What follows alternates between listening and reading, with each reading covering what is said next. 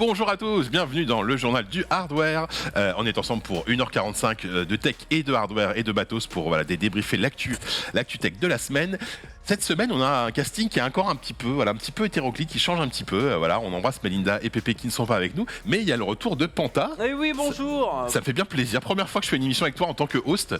Et bienvenue dans le JDH. Enfin, bienvenue parce que tu avais déjà fait un jour un JDH il n'y a pas très longtemps. C'est vrai. Merci de me réinviter. C'est un plaisir d'être là avec vous. Il y a beaucoup de news hardware qu'on va voir ensemble. C'est vrai. J'entends un petit soufflement de PC. Ça me rappelle un petit peu le Steam Deck. Donc, en fait, je ne suis pas. C'est Chrono qui est encore dans l'avion. Il est en train d'atterrir là. C'est ça. C'est pour ça qu'on entend le bruit de son PC. Mais t'as vu, il s'est arrêté. Il vient d'atterrir là. Je viens de finir de jouer à Parce que toi, tu es un peu jetlagué, mon Chrono. Alors ouais, hier j'ai pris l'avion, 8h30 de vol dans des c'est ça conditions difficiles en plus. Avant ça, j'ai eu le Covid. Après ça, je prends l'avion. Le fun. Après ça, là-bas, juste avant de prendre l'avion, c'est bon, je suis négatif. J'arrive ici hier, donc ce matin 6h30, je travaille à TV5 jusqu'à 14h30 et puis me voici parmi vous aujourd'hui. Quelle en pleine forme. Incroyable. il va s'écrouler. Voilà. Quelle pugnacité. Mais par contre, du coup, j'ai rien préparé. Voilà, c'est ça. J'arrive en touriste et je vais réagir à tout, rebondir un petit peu. On n'est pas à la rue, tu t'endors même pendant l'émission. Non, ça c'est pas possible. Ça, c'est mort. J'ai trop de passion autour de moi, trop de gens pétillants, trop. Non, c'est mort. Allez, pétillant et passion, Otaksu. Super intro, sans transition, merci beaucoup. Ça va? Bah oui, tranquillement. Écoute, j'ai enfin l'occasion de ressortir mes deux consoles portables préférées. Oui. Donc ma foi, je vais pas me plaindre. Ouais, parce que cette semaine, on va faire un petit dossier sur ce qu'on va appeler les consoles portables alternatives. Tout à fait, parce que je vous en avais parlé en fait le mois dernier, mais j'ai ramené la Lamborghini RG552. On va en profiter pour parler justement un petit peu de ce nouveau marché qui est en train de se développer. Il y a beaucoup de gens dans le chat qui entendent ce nom pour la première fois, donc on va oui, voir très clairement. Sauf s'ils ont suivi le JDH, puisque tu as parlé de Lamborghini RG351. J'avais cité quand j'avais présenté la. Il se rappelle les références exactes. L'analogue Pocket F1. On est à un nerd, on n'en est pas. Non, mais... Mais avant de parler de toutes ces magnifiques consoles, bien sûr, on va débriefer l'actu de la semaine. C'est parti.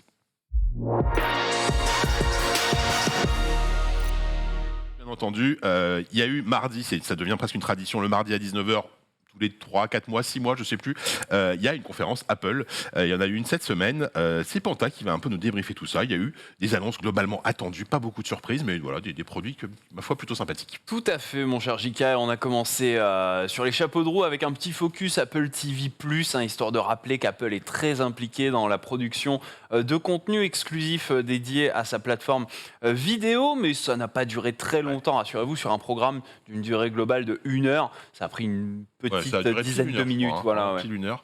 Et moi, juste la parenthèse que je fais sur Apple TV, je suis quand même bluffé par le pognon qu'ils investissent. Parce qu'ils arrivent à choper des frères Cohen pour faire, un des frères Cohen pour des films et tout, alors que je suis sûr qu'ils perdent un fric fou parce que ils communiquent pas sur le nombre d'abonnés, mais c'est vraiment un truc d'appel. Genre, t'achètes un iPhone, t'as 1 an d'Apple TV+, et il y a des vrais programmes de qualité pour le. Parce que je pense qu'ils sont dans une course pour se diversifier comme ça permis. Apple, ils ont quasiment que du hardware. Le software qu'ils développent, c'est exclusif à leur hardware, donc nécessairement, ils font pas beaucoup de thunes dessus, quoi.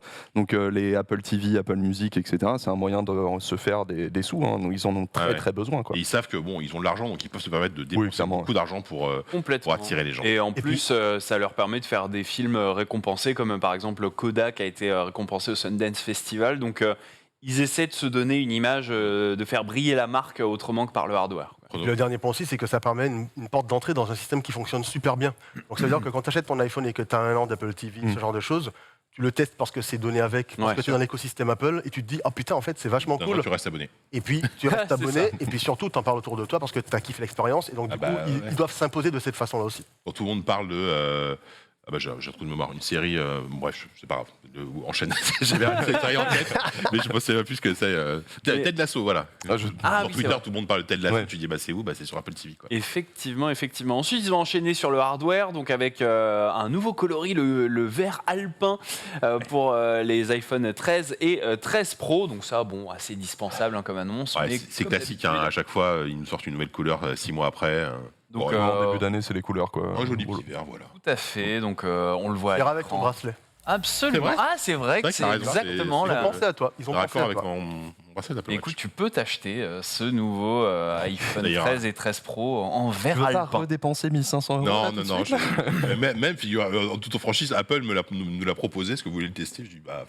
C'est le même en vert. Pas prendre des photos, voilà. Ça sert à rien, quoi.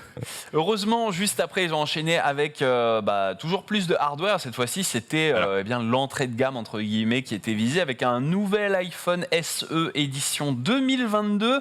À l'intérieur, on retrouve une puce A15, donc c'est pas l'autoroute, hein, bien sûr, c'est la puce qui équipera du coup la nouvelle machine. C'est la puce de l'iPhone 13 qui se retrouve du coup dans le SE 2022. Donc c'est un iPhone un peu plus cheap, mais quand même bien équipé, avec un design rappelant l'iPhone 8. On nous promet quand même une puce 60% plus puissante et 2 fois plus de performance graphique, comme le rappellent nos confrères de la tech. En substance, il y a de l'USB type C, de la 5G. USB Type C, t'es sûr? Non, c'est du Lightning, je pense. Écoute, moi sur les sites que j'ai pu voir qui couvraient Je crois la que c'est conf, l'iPad Air qui est en. Ouais, je pense qui est que en c'est ouais. l'iPad Air. PC, Ouais, ouais, mais, parce que euh, là, pour Si moi, c'était si si c'était c'est ça, du ça aurait fait USB-C, un ce tremblement serait de terre. une espèce de Ouais, révolution. pas de Écoutez, faire. C'est arrivé sur autant- l'iPhone SE. Autant pour moi, j'ai dû Vivement. mal lire. Oui, t'inquiète. La 5G, 5 couleurs, prix de départ $600 en 64 Go et il y a eu également une version $256. Début des ventes. $156. Ah non. 256 Go, pardon. Alors, Oui, la t'inquiète. version $256, c'est peut-être juste la coque. Ouais, c'est ça. Les ventes débutent du coup le 18 mars. Donc ça, c'était C'est ça. la petite. Mais en vrai- Attendez, je me suis complètement gouré. Ouais, en c'est fait, l'iPad vous avez Air, ouais. raison. Je pense que Vous avez tu raison. ouais, t'as mélangé Parce quand qu'en même. fait, je me Même suis le prix, ouais, c'est. même le prix, Je me suis complètement gouré de lignes, je suis désolé. Donc le nouveau design s'inspire de l'iPhone 8. Il y aura Voilà. du Touch ID, une autonomie améliorée, de la 5G, $430 en premier prix. Alors ça, Et en France, on est à 529 € pour Évidemment. 64 en Go. fait, c'est ça qui est intéressant. Moi, vous me connaissez, je suis pas le plus grand fan d'Apple qui soit. Par contre, le Move, j'adore la tête que tu as fait quand j'ai Non, dit mais, ça. Par contre, mais tu détestes on pas fait- Apple, juste non, ça bien t'intéresse sûr, pas bien trop, sûr, c'est pas ma cam, mais en Ça tout cas, t'intéresse pas. comme souvent avec les versions SE, le Move est vachement smooth, vachement cool, parce que du coup, tu as une puissance démesurée. Disons-le, hein, les iPhone 13, la puce A15, c'est une puce Ouais. ultra véloce. Bien sûr. Dans un smartphone à 500 combien, 29 €, t'as dit? 529 € Même en si le 64 design Go. est très vieillot aujourd'hui, parce qu'on n'est pas Mais sur la base iPhone 10. Il y a encore des gens qui aiment. Hein, Et il y a des gens... qui aiment le Bien sûr. bouton, qui aiment l'écran petit, 4,7 pouces. C'est ça. vraiment, c'est minuscule, mais Et t'as plein de surtout gens qui détestent l'encoche. et qui, voilà, pas d'encoche, pas de bouton. Alors c'est sûr que t'as les grosses bandes au-dessus et en dessous, mais voilà quoi. Enfin, Mais en même temps, tu vois, à ce prix-là, tu as quand même un smartphone qui va te durer dans le temps, qui a prouvé son efficacité de par son efficacité justement énergétique, avec donc un truc qui va potentiellement tenir en termes de batterie. À ce prix-là, quand tu es dans l'écosystème Apple, que tu as ton iPhone qui commence à vieillir un petit peu, que tu n'as pas envie de trop dépenser, moi je trouve que c'est un excellent... La batterie, j'espère qu'ils sont améliorés parce que les premiers SE, il me semble, étaient tenaient alors, vraiment ils pas beaucoup. avaient annoncé des chiffres, je me souviens plus Il me semble que exactement, c'était mais le principal problème des iPhone mais SE, c'est qu'ils tenaient pas la là, ils journée. te disent qu'ils ont amélioré ça. Après, il y a aussi toute la partie de la puce en fait qui va La mieux à caisse. l'énergie. Ouais. Et là où j'ai envie d'avoir Euh, confiance. Ouais. L'iPhone 13 et 13 Pro qui a cette puce A15 ont quand même une très bonne autonomie. C'est le 13 Pro que j'ai. Donc bon, on peut y croire, surtout sur un écran Ouais. qui a avec une petite définition. Exactement. Pas grand chose, c'est du 60 Hz. Enfin, tu vois, bon. Voilà. Ouais. Pour moi, honnêtement, j'ai vu cette annonce et je me suis dit que ça allait être le smartphone préféré des opérateurs à revendre Oui, en c'est 30 ça, secondes. quoi, exactement. Ouais, clairement. voilà. Et je pense que c'est pour ça d'ailleurs qu'ils lui ont ajouté la 5G maintenant, parce que je Oui, ça, pense c'est que nouveau, ça, c'est C'est pour, réclamé par les s'imbriquer. opérateurs. ouais. Ouais, c'est ça, s'imbriquer dans les nouveaux contrats 5G qui permettent Ils du ne coup pouvaient de- pas aussi se permettre de sortir un téléphone en 2022 qui n'est pas compatible. Oui, non, clairement pas. Ça aurait été abusé. quoi. Effectivement, ils ont ensuite enchaîné, et c'est là où je me retrouve avec mon Voilà. USB type C, Là, on est bon. l'iPad Air édition 2022. On s'offre du coup la puce propriétaire M1 pour l'occasion, une puce incroyablement Ouais. véloce et performante. C'est la même qui est équipée du coup l'iPad Pro. On nous promet 60% de puissance en plus, 2 fois plus de performance graphique, de l'USB type C du coup. La 5G, 5 couleurs et un prix de départ à $600 en 64 Go et une version également dispo en 256 Go. Je n'ai pas noté le prix malheureusement de la version Moi, je les ai. 256 Donc, Go. en euros, donc 64 Go, 699 €. Ouais. Quand même. Hein. Et ce qui est drôle, c'est qu'avec Apple, tu passes de 64 à 256. 128, Ouais. tu Ça prends- n'existe tu prends plus. directement de Alors que ça aurait dû commencer à 128 en fait. Ouais, en vrai, Ouais. voilà. C'est surtout ça. C'est ça, parce que 64 Go. Alors, je dis ça, mais là, moi, j'ai l'iPad Pro 2018. J'ai pris le moins cher, entre guillemets, à 64 Go.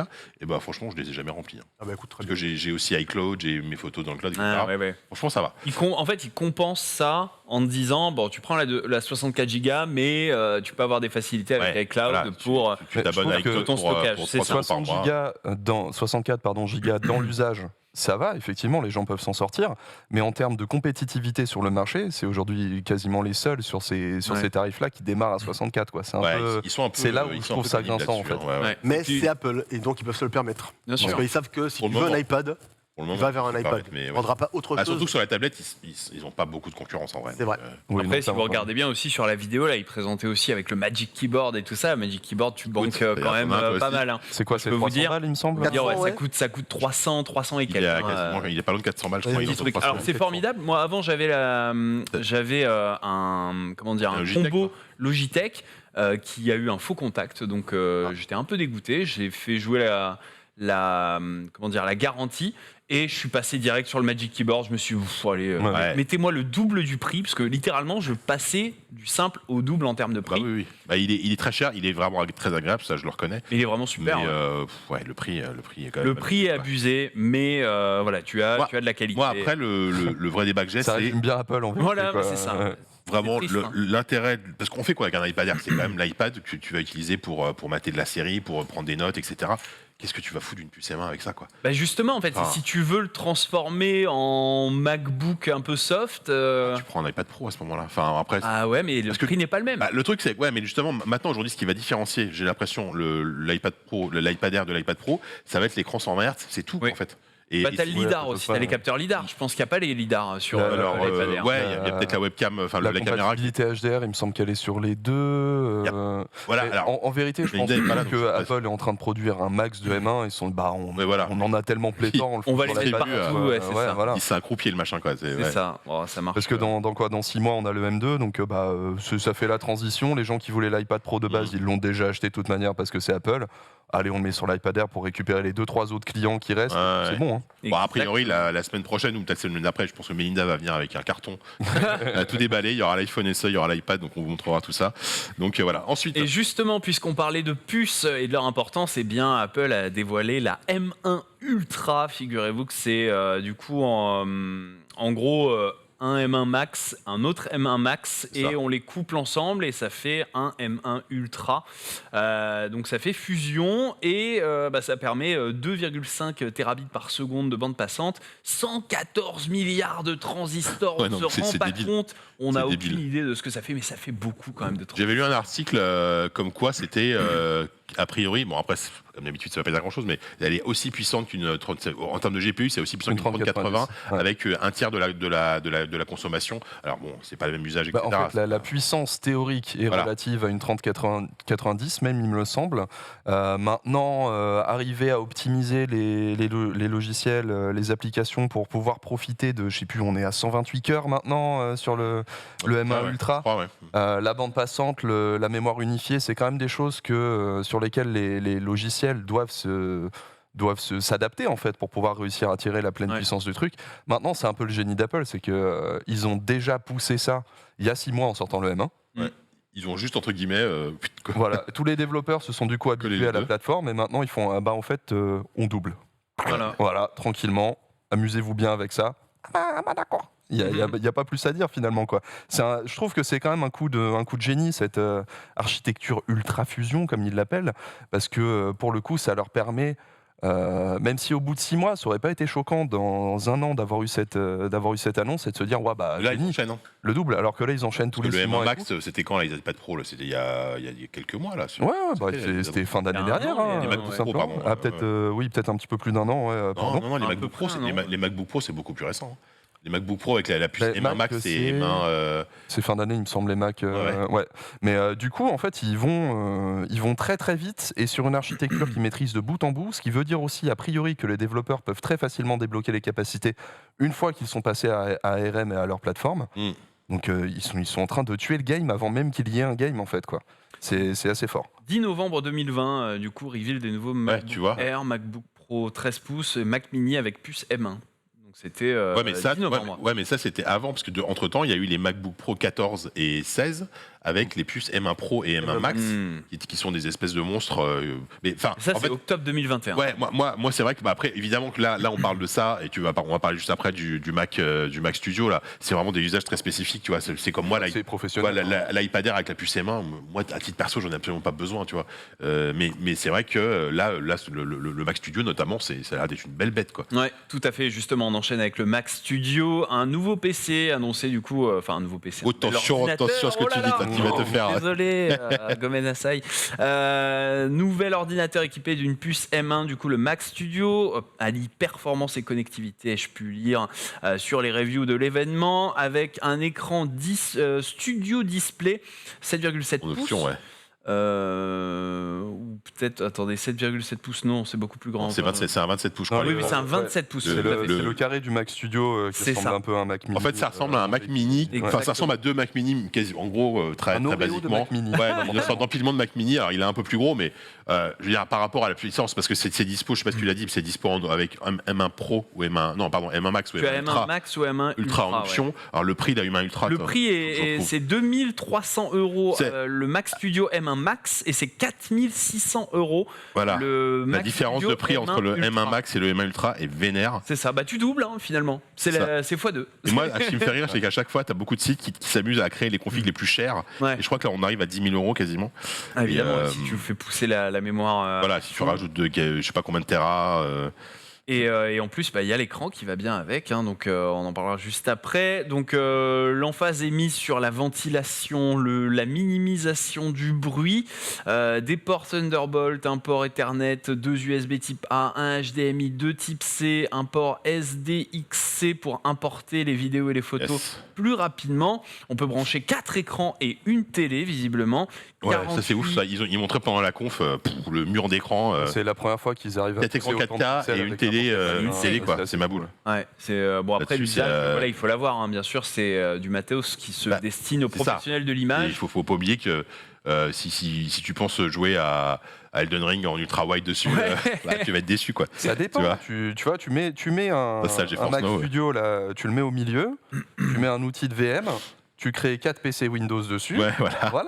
On est bien. Le bordel. On est bien. 48 Go de VRAM, 128 Go de mémoire unifiée. Le Mac Studio M1 Max, c'est donc du très très lourd, 3,4 fois plus rapide que le plus rapide des iMac. 80% plus puissant que le meilleur Mac Pro et une conso électrique limitée. Ça, c'était aussi le petit argument pour justifier tout ça. Alors, moi, je vais vous faire une petite config. Attendez, je vais faire une petite config en direct. La config de la Max. Là, parce que j'avais pas vu, mais il y a deux versions de la Ultra. Il y a la version avec 48 cœurs GPU et l'autre une version avec 64 cœurs GPU. Allez, tu peux taper 128 Go de RAM. Non, attends, c'est ça, de RAM, a priori, c'est ça. Ouais, c'est la tu rajoutes 900 €. Ouais. Tu peux monter à 8 Tera de stockage en SSD, bien sûr, sinon c'est pas drôle. Hop, et le logiciel préinstallé. Allez, je vous passe le logiciel préinstallé, je les mets pas. Mets-nous la suite Office. On est à 9200 €. Voilà, mais si t'es bien, si tu veux 8 Tera de stockage et 128 Go de RAM, t'es bien. Une petite note de frais, évidemment. Du coup, l'avancée concrète là, pour le studio, c'est l'efficacité énergétique aussi, comme sur les versions laptop, sauf que dans les versions laptop, ça se traduisait par une autonomie super longue. Là, du coup, c'est vraiment efficacité énergétique maximale. Consommation. Et ils disent, il y a de la ventilation, contrairement à des MacBook Air M1 qui soufflent pas. Il y a une ventilation, mais qui a priori t'entends très peu. Et là-dessus, on peut quand même leur faire confiance parce qu'on a montré. Quelque part, c'est une communication très B2B, quoi. Ils parlent du fait que dans les open space, tu n'auras pas de bruit et qu'en plus, en termes de facture d'électricité, tu prendras. C'est limite là, avec ça, ils s'adressent à, je sais pas, enfin, je dis peut-être n'importe quoi, mais ils s'adressent à Pixar, à ILM et tout ça. C'est ce genre de boîtes qui ont des gros besoins et qui vont pas forcément avoir. Et peut-être même peut-être tout bêtement, à la fin de l'année, ta facture d'électricité, elle aura baissé parce que ton PC. Parce que tu as un ordinateur qui consomme beaucoup moins. Alors, c'est rentable sur le long terme. Mais la plupart de ces entreprises réfléchissent comme ça pour leurs machines. Par rapport à un PC qu'une 3080, tu vois, et hyper haut de gamme ou même une Quadro, etc., c'est peut-être pas beaucoup plus cher. Non, justement. Exactement. Et bien sûr, pour ce gros ordinateur, il faut un écran, gros lui aussi, un 27 pouces, et il est équipé d'une puce A15, rien que l'écran est équipé d'une puce A15 pour gérer les cams et ses 3 micros afin de procurer une qualité studio en termes de son avec 4 subwoofers, 2 tweeters, 3 ports USB. Alors il a combien celui-là, tiens? Et celui-ci est à 1750 €. Alors moi, j'ai une petite ouais, déception, c'est je crois, chaud, sur quand l'écran. Vous me direz si je me trompe, mais j'ai cru hier qu'il était limité à 60 Hz. Il n'y avait pas de... Alors, écoute, ça, c'est pas précis, pas trop précisé. Attends, je vais regarder. Moi, je l'ai Si pas. c'est le cas, alors, Ouais, si c'est abusé. c'est le cas, je suis vraiment très Ouais, je déçu, suis- très honnêtement. Alors, Évidemment, c'est un écran aussi, 5K, hein, donc c'est 5120 drôle. par 2880. Alors, c'est peut-être ça aussi, c'est que la définition va peut-être limiter le refresh rate, parce que, ouais, je sais pas, limité de 600 nits, tu vois, je regarde ce qu'ils en parlent, mais... 5K Retina Display, ouais, non, enfin... Ils auraient mis Ils auraient mis promotion. promotion, ouais, voilà, Sûr. c'est Si ça. Ouais, c'était- voilà, si il y aurait- c'était il plus y aurait- de il y a pas le 60, ils terme auraient mis promotion. Mais après, sur leurs écrans, plus destinés aux pros, donc le Studio Display, c'est un peu le petit frère de ce qui était, comment il s'appelle, le Pro Display XR. Ils ont plus tendance justement à se focaliser sur la HDR et le travail graphique Ouais, sur les bien vidéos, sûr, les sur trucs la- comme ça. Donc La colorimétrie, la l'absence fidélité de des couleurs. promotion me choque pas plus que ça. Ouais. Moi, par contre, ils nous ont refait Oui. une Apple à base de le stand qui bouge pas, il est intégré. Par contre, si tu veux juste faire ça avec ton écran, il faut payer 150 balles de plus. Ah. Non, mais Ouais, les c'est gens, chaud. quoi. Ouais, bah là, alors, t'as une version, je sais pas ce que ça veut dire honnêtement, t'as une version nano texturée qui passe à 2000 €. 1749, c'est parce que c'est. Et effectivement, les supports, donc de base, c'est l'inclinaison réglable, mais par contre, tu peux pas régler la hauteur. Si tu veux régler la hauteur, tu rajoutes quasiment 500 balles quand même. 500 balles, tu vois, j'étais gentil en plus à C'est dire vraiment 150. gentil. C'est abusé quand même. 500 balles. 2459 € Et pour tu pouvoir peux, par régler la contre, hauteur. tu peux prendre l'adaptateur VESA à la Ouais. place du stand C'est le classique, même prix là. du coup. Même prix, et du coup, juste payer un stand à 60 balles, parce que Incroyable. VESA, c'est les bons stands VESA, ça coûte juste 60 balles, et tu auras exactement la même chose, voire mieux. Ouais, Donc bon, ils nous ont encore fait une Apple, mais bon, il faut de temps à autre écouter. Bien on va sûr, dire, il faut bien qu'ils gagnent de l'argent, ces petits artisans, quand Mais même. oui, Bah oui, il faut bien c'est qu'ils produisent le prochain. Il faut bien qu'ils Soutenez produisent les le prochain startups film américaines. Faut de Martin soutenir. Scorsese, je sais pas. Soutenir le petit artisan local. Bon, Et, vous retournez quoi? Ça vous a un peu. T'avais autre chose, pardon, Pantin? Non, il y fini, avait là, hein. juste une petite promesse d'upgrade des Mac Pro Oui. bientôt. Voilà. Donc les gros, eux là, à mon ça. avis, ils vont, Ouais. alors, tu sais, ça va être Soon, quoi. des puces M1 ultra prime. Alors moi, l'inverse, je pense que c'est plutôt une menace plus qu'autre chose en fait. C'est genre, Ouais. vous voyez le Mac Studio, on a tout défoncé juste avec un M1 Ultra. C'est pas le remplaçant du plus gros qu'on a en fait. Hmm. Ouais, c'est ça. Ah oui, ils ont précisé que. Tu vois, genre, Voilà. ouh, Ça, ok. bon, le studio, c'est si vous êtes chez vous, vous voulez faire un peu de 3D vite fait, tu vois. Mais au Ouais, bureau, c'est ça, tu vois. mais au bureau, on Voilà. a Et pensé puis à à côté, tu vois, tous les concurrents, genre sur Windows ou des trucs comme ça, sont probablement en train de travailler sur l'ARM. On sait que Windows travaille dessus. Bah, ils viennent déjà de se prendre un M1 Ultra dans la tronche. Ils se disent, oh putain, la vache, ça fait que 6 mois Qu'est-ce qu'ils qu'on est vont sur le faire dossier. Et juste après, t'as Apple qui fait, c'est pas fini. Des bisous. Allez. Ça, c'est beau. Ça, c'est très très beau. Yes. Bon, qu'est-ce qu'on retient vite fait, vous, petit tour de table ça vous a plu, pas plu? Il y avait des choses à attendre, il y a des produits qui vous intéressent plus que d'autres ou pas? Ou on passe à autre chose? En vrai, aucun. Ouais. Pour être- Le problème, c'est que Melinda est pas là, donc tu vois, il manque notre caution Apple fan. J'apprécie, j'ai tendance, je suis pas Apple fan, mais j'aime beaucoup le développement de ARM pour les Ouais. ordinateurs. Ouais. Et pour le coup, ça s'est entendu, je pense, tout au long des news. Je suis très très impressionné par ce que fait Apple. Maintenant, vivement que quelqu'un d'autre qu'Apple le fasse, en fait. C'est surtout oui. ça, parce que moi, j'attends les concurrents, en fait. J'attends pas Apple dessus. Mais c'est une question d'écosystème, on en a parlé. Donc, effectivement, quand t'es pas dans l'écosystème Apple, bah.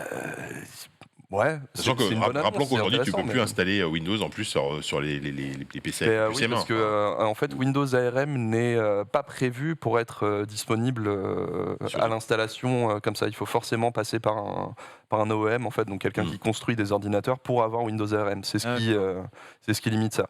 Moi, je Ce qui limite retiens- officiellement ça. Officiellement, Chrono. évidemment, on peut le retrouver. Pardon, vas-y. Moi, je retiens l'iPhone SE 2022 quand même. Ouais, quand même. Hein. Je retiens celui-là pour l'agressivité tarifaire malgré l'enrobage désuet. J'ai hâte de voir ce qu'il donne en photo. Parce qu'un seul capteur, pas d'ultra grand angle. Si c'est juste le capteur principal. Et la puce à 15 qui va peut-être faire le taf en termes de traitement photo, mais Voilà. faut voir. Voilà, exactement. Mais moi, je pense que ouais, c'est le bon move. Après, c'est vrai que moi, je suis un gamer. Mon ordinateur, il sert à une chose, c'est à jouer aux jeux vidéo. Donc, Ah bah ça toi, m'intéresse oui, le Mac pas. J'ai envie de te Studio, dire, ça se voit.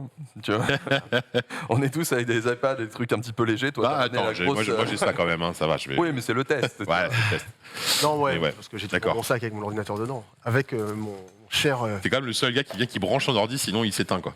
avec mon talisman Sifu.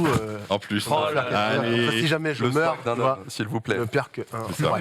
Et pour toi, vite fait, toi, Toi, t'es Apple, toi, ou pas? T'as un iPhone? Bah ouais, j'ai un iPhone, un iPad, une Apple Watch, des AirPods Pro. D'accord, oui, t'as quand même la full. Oui, c'est bien. Ouais. Quasiment le full set, quoi. Mais là, tu vois, il n'y a rien qui m'a attiré. Ouais, plus que parce ça. que nous, petit perso, on attend l'iPhone 14, on attend éventuellement un iPad Pro plus puissant. Puis la grosse annonce Voilà, est quoi. faite pour les pros, en fait, pour les entreprises. c'est donc ça. forcément, C'est ça, c'est Ou pas la super grosse annonce, touchant. c'est en termes de waouh, je pense que c'est Ou le studio, alors, les autres, effectivement, c'est du l'iPhone même SE, gamme. et à ce moment-là, c'est les gens qui attendaient que l'Apple soit moins cher. Nous, on est plus dans des habitudes de consommation, on peut aller à ça, donc forcément, ça nous touche pas, quoi. Je suis un peu curieux. Vous savez à peu près, en termes de calendrier, quand ça se fait, les annonces de nouvel iPhone ou... Alors, iPhone, c'est septembre. Septembre. Systématiquement, Toujours, ouais. D'accord. toujours à la rentrée.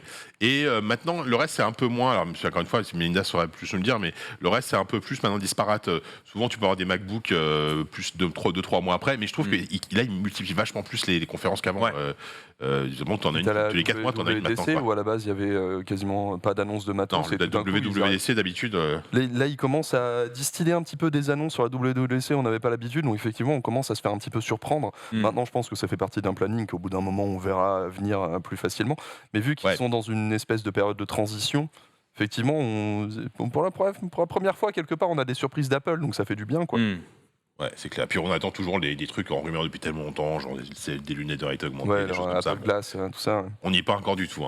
Bref. Bon, allez, voiture, d'ailleurs. on clôt le sujet Apple. On va passer à Otaksu qui va nous parler du concurrent quelque part d'Apple sur le smartphone, puisque Samsung, qui apparemment a un smartphone, je lis le conducteur, extrêmement chelou. Oui, Qu'est-ce que t'as écrit? c'est clairement le mot. Je l'ai choisi avec grande précision. En fait, il y a un site internet qui est spécialisé dans le fait de repérer les dépôts de brevets de marque, qui s'appelle Let's Go Digital, qui a repéré justement un dernier dépôt de brevet de Samsung sur un smartphone pliable potentiellement à venir. Bien évidemment, un brevet n'équivaut jamais à un produit. Bien sûr. Mais ce smartphone, si on peut balancer quelques images, c'est un smartphone pliable avec un demi-écran dépliable sur le côté qui fait un L. Alors attends, j'essaie de comprendre. Ok, tu as d'autres images, justement, les rendus. C'est comme une chatière, une porte avec une chatière pour un chat, quoi. C'est un peu ça. En gros, le concept, ce serait de pouvoir avoir le mode paysage quand bien même tu tiens ton smartphone en mode portrait. D'accord. Et Ce qui me rappelle le LG Wing, si vous l'avez connu, qui n'est sorti, des que tu trucs, pouvais Ah oui, twister tu pouvais comme ça, pivoter, ouais. qui n'est sorti que en C'est la Corée, classe, me ça, en semble-t-il. plus. C'est assez amusant. Ça, c'est des trucs de fans, enfin, c'est des visuels imaginés par les En fait, Let's Go Digital, à chaque fois qu'ils repèrent un brevet, font un rendu, délire, t'imagines, ouais, ce qui est assez intéressant. Donc du coup, pour voir un petit peu le concept, c'est que l'écran là qui sort là est tenu par des aimants, donc il est bien solide. La charnière évidemment est ultra travaillée parce que dans les faits, si jamais tu agrippes ton bout de L là, sur un coin, j'aimerais pas être là, quoi. Mais voilà, le concept fondamental, c'est effectivement de pouvoir tenir son smartphone en mode portrait et d'avoir quand même un visuel comment dire, paysage. Et aussi, naturellement, comme tu peux le faire sur les smartphones pliables actuels, pouvoir utiliser tes capteurs photos qui sont logés sur le côté de l'écran pour faire des selfies, parce que du coup, tu as un petit écran de retour. C'est un concept qu'on a déjà vu plus d'une fois. Ouais, bien sûr. Alors, est-ce que ça va sortir ou pas? Je ne sais pas. Honnêtement, je pense qu'un smartphone en L, je sais pas qui serait tenté par un truc comme ça, quoi. Comme souvent dans ces trucs-là, je pense qu'il y aura des annonces. Souvent, c'est des effets d'annonce. Plus souvent, à des conférences, tu as toujours le concept un peu fou. L'ovni un peu. Te montre, et puis ça sort dans un truc un peu différent 5 ans après, tu vois. Après, c'est vrai que là, on arrive déjà à un moment donné où le form factor des smartphones pliants commence un peu à se ressembler, quoi. Ils font tous globalement la même chose, quoi. En fait, ils suivent le concept du Samsung. Fold. Voilà. Il faut un peu essayer de renouveler le machin. Le truc, et je crois que je l'avais déjà présenté la première fois que j'étais venu, c'est que Samsung a un concept de smartphone dépliant, mais en mode papyrus. Où en gros, ça s'étire. Et pour moi, c'est clairement le futur des smartphones pliables. Il n'y a pas de feinte, quoi. Si tu peux avoir un vrai format smartphone classique et t'appuies sur un bouton, on t'ouvre un truc et ça fait zzzz, hop là, ok, c'est bon, t'as ta tablette. Là, c'est parfait. Ça, c'est vrai que ce serait bien, parce que tu gagnerais la finesse, du truc, avec le côté, tu te transformes en tablette. Je pense que là, on n'y est pas encore, parce que les technos... Non, mais ce dépôt de brevet, je le trouve particulièrement intéressant parce que ça montre que Samsung, malgré le fait qu'il ait clairement le monopole sur le marché du smartphone pliable, avant qu'Apple n'arrive du moins, je présume, continue de taffer sur plein de petits concepts et tout. Il ne s'arrête pas juste à on a trouvé la formule et tout le monde nous copie, donc on va continuer comme ça, quoi. On sait que le prochain, ils vont juste rajouter le S Pen, ils vont pas trop se compliquer la vie. Mais dans la R&D, clairement, ça se bouscule des méninges, quoi. Ah bah ils ont intérêt, ouais. Je pense qu'ils veulent rester leader sur ce genre de format, aussi bien en termes de vente, mais surtout en termes de propositions, de nouvelles propositions, quoi. Donc, Après, là, je vois ça, ça me fait penser à la semaine dernière où j'étais dans le JDH et en fait, c'est Pépé qui nous a présenté le l'Oppo X, qui est du coup, je sais pas si on peut l'afficher, si on a bon, là, j'ai une vidéo en fait.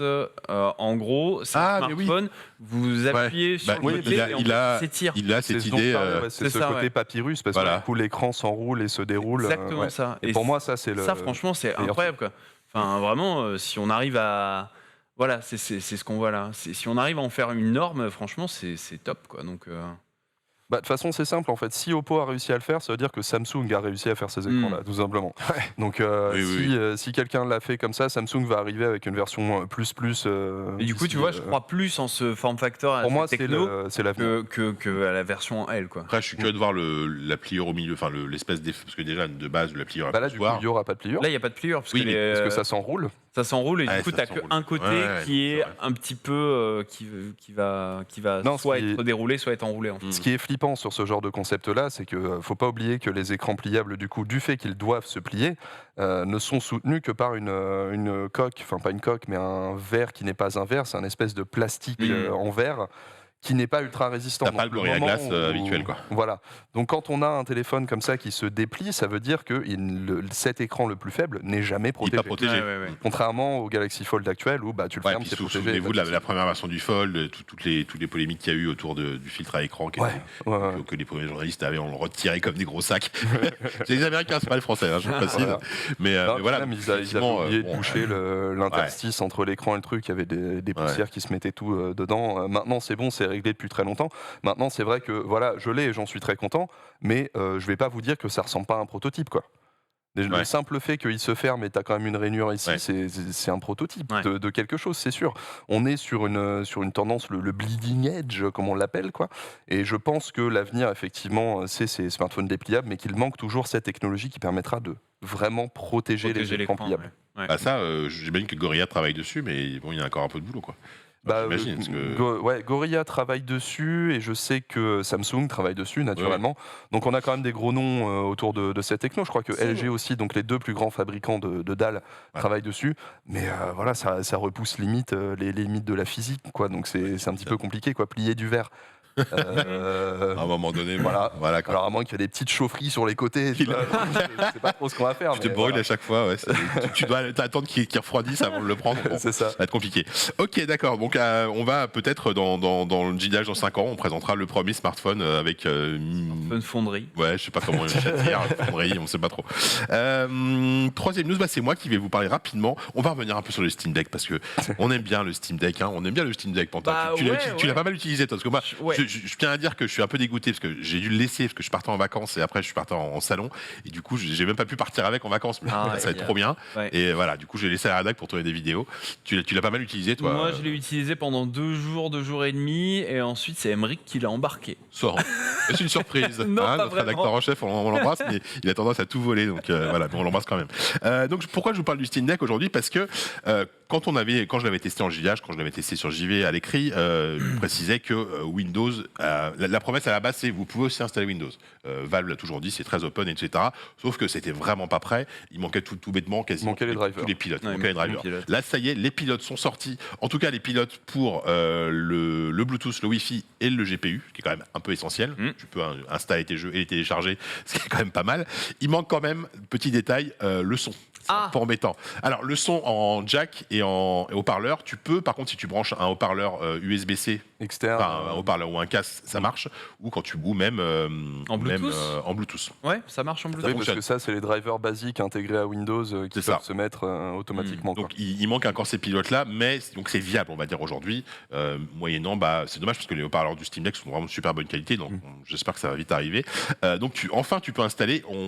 Nous, on n'a pas testé encore parce que, précision très importante, pour le moment, si vous installez ça efface complètement la partition SteamOS. Donc, c'est quand même Voilà, faut savoir, c'est lourd. faut savoir où on met les pieds, quoi. Pour le moment, il n'y a pas de dual boot. Il y en aura un. Et puis l'ISO de SteamOS n'a pas été déployé Voilà, encore, c'est ça. donc tu ne peux pas rattraper les conneries. Quasiment sûr que dans un mois et demi, il y a un dual boot qui existe. Le dual boot, je te donne 48 heures. Ouais, Avant que les drivers, peut-être même avant. ouais. C'est maintenant que les pilotes sont Parce que là. on parle de la communauté Linux. Ouais, voilà. Je leur donne même pas 48 heures en fait. À la fin de cette émission, vous aurez le dual boot. Peut-être que c'est déjà le cas, parce que c'est ce matin qu'on a vu la news, peut-être que c'est déjà fait. C'est terminé.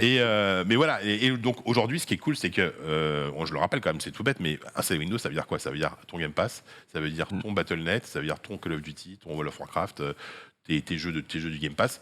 C'est quand même très cool. Quand tu vois les performances de la machine qui globalement sont hyper impressionnantes, on rappelle qu'on peut jouer à Elden Ring dessus, limite il tourne mieux que sur PC. On t'a vu la semaine dernière. Et surtout c'est vrai. Et sur la version SteamOS, ils ont réussi à régler les problèmes de chute de framerate qu'il y a sur PC. Ce qui est quand même incroyable.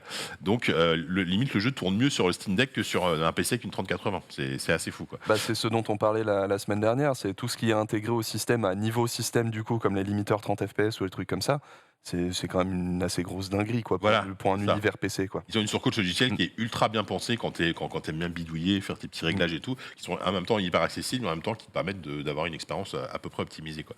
Donc voilà. Donc moi, j'avoue que je ne sais pas si on va l'installer sur l'exemplaire de la rédac, mais quand on aura le dual boot, j'aimerais bien essayer quand même. Parce que une petite vidéo là où on installe le truc et on teste un Call of Duty dessus, je suis assez curieux. Ouais, complètement. Donc voilà. Juste pour rajouter, parce que tu parlais du Game Pass de Xbox justement, il y a eu tous les jeux donc du Game Pass qui sont disponibles sur Steam, qui ont été testés maintenant officiellement et vérifiés. Une grande majorité qui sont comme vérifiés, d'autres qui sont juste playable. Okay. Mais il manque évidemment l'intégralité de ceux qui utilisent des anti-triches et notamment Halo Infinite. Oui, parce que ça c'est en fait les anti-triches sont des softs du coup qui se lancent par-dessus et du coup ça fait des conflits. Et c'est pour ça notamment qu'on n'avait pas réussi à lancer Lost Ark parce qu'il utilise le Easy. Easy ce qui est surprenant, c'est que Elden Ring utilise un système anti-triche. Mais en fait, c'est lié à Proton. Proton qui est, on rappelle, la couche de traduction qui fait en sorte que le code Windows puisse être lancé sur Linux. Voilà. C'est pas un émulateur. C'est pas un émulateur. C'est vraiment une couche de traduction. D'accord. C'est la différence aussi qu'il y a sur ARM chez Apple, où ils ont un traducteur et pas une émulation, et c'est pour ça que tu ne perds pas de performance avec ton traducteur. Sauf que ça crée plein de bugs. Et justement, Easy Anti-Cheat ont un petit peu modifié leur code pour que ça fonctionne, mais si tu utilises une ancienne version d'Anti-Cheat, nécessairement ça ne fonctionne pas. Ou tu as des solutions comme Valorant qui a Vanguard ou Genshin Impact qui a un autre truc qui ne fonctionne pas. La plupart des Anti-Cheats, en fait, des Anti-Cheats assez sérieux, sont au niveau kernel, donc au niveau noyau, langage machine, le cœur de votre machine. Donc il faut qu'ils aient des accès très très précis, ce que ne prévoit pas nécessairement Proton. C'est pour ça que sur un Steam Deck, les jeux qui ont un anti-cheat très fort ne sont pas disponibles, tout bêtement. Et du coup, Halo Infinite fait partie de ces trucs-là, entre autres. Et d'ailleurs, Destiny 2, qui avait été annoncé comme injouable Steam Deck, incompatible Steam Deck depuis longtemps, ils ont mis à jour leur FAQ pour dire attention, si vous essayez de lancer le jeu sur un Steam Deck, ça ne fonctionnera pas. Et si vous y arrivez, on vous bannit d'office. C'est marrant parce que dans le conducteur, j'avais mis une vidéo d'un gars qui joue à Destiny 2, mais sous Windows. Donc là, apparemment, à ce moment-là, je sais pas si on l'a vu, je sais pas si vous l'avez diffusé, j'ai pas fait gaffe. Voilà. Et apparemment, Destiny 2 tourne super bien. Alors, parce qu'en fait, dans la FAQ, ils disent attention, si on repère que vous utilisez Linux ou SteamOS ou Proton, on vous bannit. En revanche, il faut avoir Windows. Voilà. Donc peut-être si t'as Windows, c'est tranquille. Peut-être que le mec a effacé sa partition. Là, dans la vidéo, il dit, alors même s'il montre pas l'interface Windows, il dit c'est Destiny 2 sur Windows. Il a hacké. Parce que pour le moment, il y a assez peu de gens. J'ai essayé de trouver des vidéos YouTube de mecs qui montrent un peu comment ça tourne. J'en ai pas vu beaucoup, donc je pense qu'il n'y a pas beaucoup de monde qui a tenté le coup parce que, encore une fois, tu dégages ta partition SteamOS. Il y a toujours moyen de la remettre ensuite. Le Valve a mis sur son site une image de SteamOS, d'où le fait que tu auras un dual boot sans doute bientôt. Parce que maintenant, on peut récupérer ton SteamOS et tout, mais putain, Destiny 2 tourne super bien. Quoi. C'est quand même assez. C'est du RDNA 2 au bout. Donc Windows a déjà l'habitude de côtoyer ce genre de CPU et de GPU surtout. Ce serait intéressant de voir si les performances sont moins bonne sur Windows que sur SteamOS. Ça, faudra tester, mais bon. Donc voilà, le SteamOS continue à évoluer, continue à être une machine, certes de niche, mais qui je trouve est quand même très cool. Voilà. Alors, prochaine news, c'est Panta. On revient sur Panta qui va nous parler. On va rester un peu dans le gaming. Tu vas nous parler de GeForce Now et de GeForce Now. Tout à fait, GeForce Now, du coup, qui est l'offre de cloud gaming de Nvidia, qui vous permet de greffer vos comptes, notamment Steam, entre autres, pour exploiter votre bibliothèque, en gros, à distance, à travers n'importe quel terminal iOS et Android, et également sur PC aussi, via navigateur.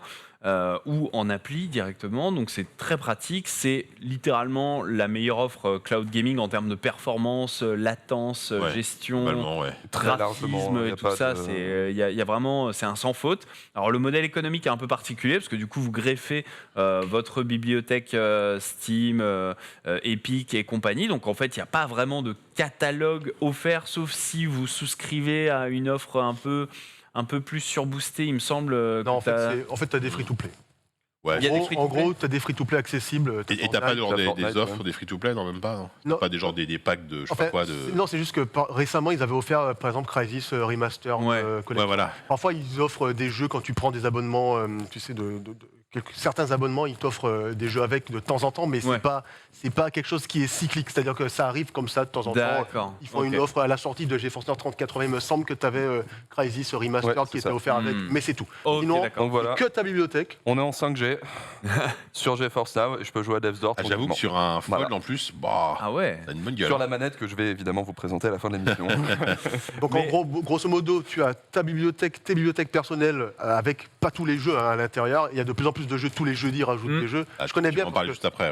Ah, pardon, excuse-moi. Je te grille. En fait, pour expliquer simplement le concept de GeForce Now, c'est la manière dont Nvidia l'explique eux-mêmes, c'est que tu t'abonnes à une carte graphique dans le cloud. Oui, c'est ça. Donc il n'y a pas de on a une console dans le cloud ou quoi, non, vous avez une carte graphique dans le cloud, maintenant vous ramenez vos jeux, vous faites ce que vous voulez, on essaye de faire en sorte d'avoir le plus de jeux compatibles parce qu'évidemment ils sont quand même obligés d'avoir des accords avec les éditeurs pour pouvoir rendre disponibles leurs jeux, mais l'idée c'est juste on vous file la machine.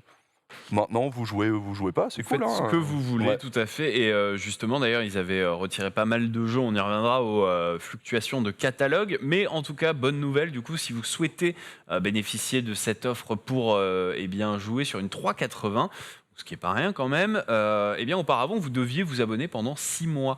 Et maintenant, ils ont revu ça à la baisse. Maintenant, il y a des abonnements mensuels.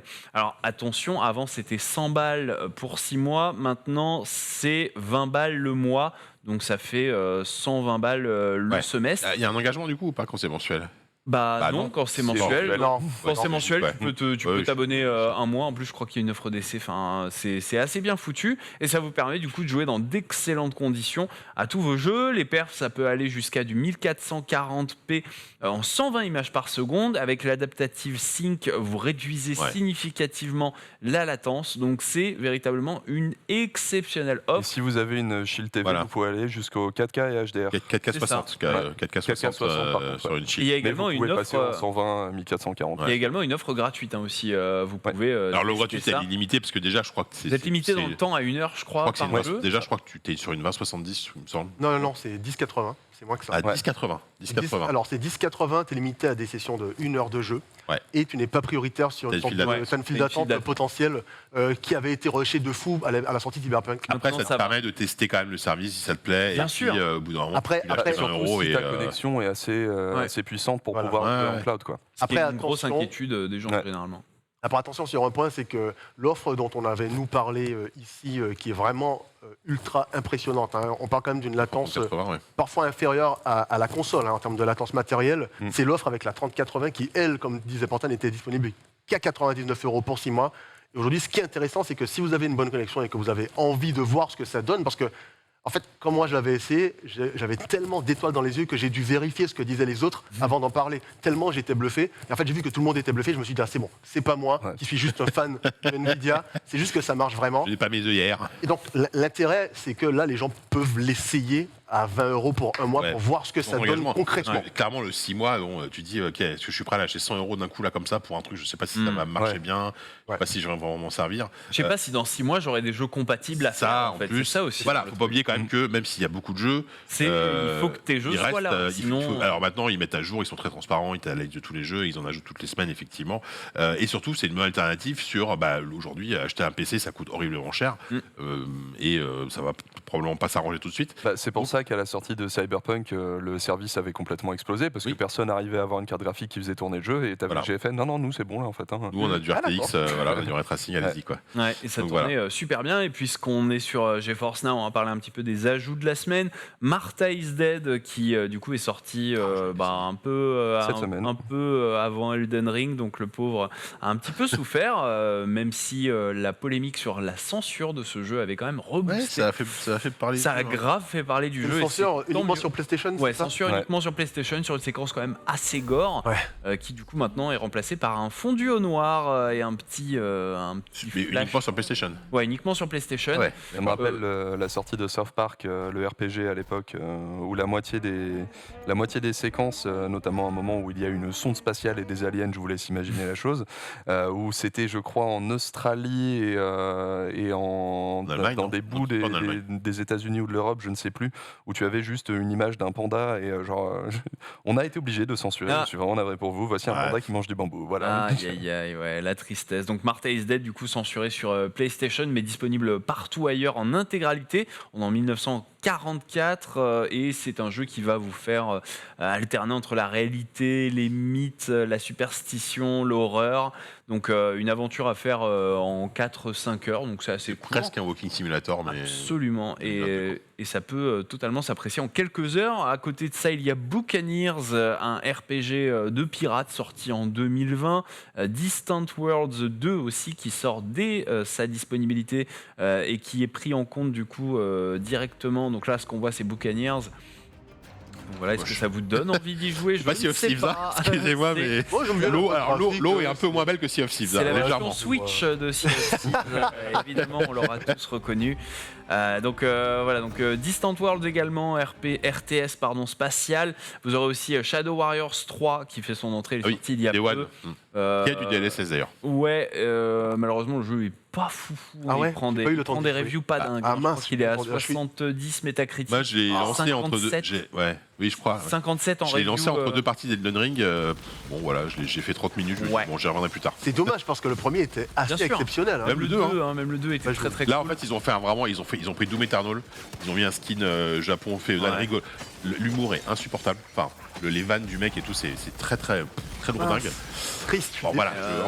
J'ai joué 30 minutes, donc j'ai pas un avis. J'ai pas un avis catégorique, même si j'ai l'impression même si je donne l'impression, mais bon bref, vas-y. Après du coup, il est pris en compte dès sa sortie, et vous avez également Far Changing Tides qui est également dans le Game Pass et qui sort du coup en compatibilité GeForce Now dès cette semaine. Et juste un petit mot sur les compatibilités GeForce Now. Il faut savoir qu'en fait, en général, dès qu'il y a un jeu avec un partenariat technologique Nvidia, il est sur GeForce Now. Souvent, ils combinent le partenariat technologique. Par exemple, on avait Dying Light 2 dès la sortie sur GeForce Now, et Sifu aussi, parce que quand on lance Sifu, on voit le Soclap et Kepler, qui est le consortium de studios qui sont auto-édités. Et puis, tu as un petit logo Nvidia dans Sifu qui est compatible DLSS et qui, du coup, fonctionne sur GeForce Now. Et ça fait d'ailleurs partie des jeux, comme je le fais souvent, que je vais tester en mobile 4G, parce que c'est un jeu, quand on y joue bien, au niveau de la latence, c'est de la latence ultra smooth. Donc j'ai hâte de voir avec le 3080 si j'arrive à être aussi précis que sur mon PC, et je testerai ça à l'occasion. Écoute, si on a le seal of approve de Chrono, c'est que ça marche bien, quoi. J'aime bien Chrono et moi, on a la même méthodologie de test, mais pas les mêmes jeux. Tu vois, moi je fais les jeux de baston, lui il prend ses trucs genre Sifu machin. Tu vois, à chaque fois on fait les mêmes tests au final. Sifu est un jeu de baston. Il y a beaucoup de mécaniques de jeux de baston dedans. Mais c'est un BTA. Ok, bon écoutez, on va avancer. Merci Panta pour ce petit tour d'horizon des nouveautés de GeForce Now. Otaksu, c'est à ton tour, tu nous parles cette fois-ci d'une start-up et tu veux nous parler, attention, vous allez avoir mal au crâne, d'ordinateurs quantiques. Alors je vais m'étendre un petit peu parce qu'on va parler d'un sujet assez complexe, les ordinateurs quantiques. Voilà. Alors on va se faire un petit tour d'horizon avant. Un ordinateur quantique, en gros, c'est l'équivalent d'un ordinateur ordinateur classique, mais qui se base sur les lois de la physique quantique, et notamment surtout la loi de la superposition des états, c'est-à-dire qu'on a un bit quantique, ou un qubit comme on les appelle, et au lieu d'être un 0 ou un 1 comme on a l'habitude de le faire aujourd'hui sur un ordinateur, il peut être simultanément 0 et 1. Et ça change de tout. la dinguerie. Évidemment, ça change tout. Parce que une puissance de calcul où tu peux avoir 0 Évidemment. et 1 en même temps, c'est de la folie, tout simplement. Mais avec un gros problème, c'est que plus tu as de qubits, et plus ça devient instable, et plus en fait tu risques de perdre ton calcul avant même qu'il puisse être terminé. Donc c'est le gros enjeu aujourd'hui du développement des ordinateurs quantiques, c'est la possibilité de stabiliser ce processus. Et on a, pour expliquer un petit peu ce qu'est un ordinateur quantique d'une manière que j'aime beaucoup, on a David Deutsch, qui est un physicien d'Oxford, qui l'explique comme une multitude d'ordinateurs classiques travaillant de concert dans des univers parallèles. Wow. Ça, j'aime beaucoup quand même. Ça envoie du bois. C'est quoi. pas mal. Donc, si vous voyez Ant-Man, c'est un petit peu ça, le quantique, en fait.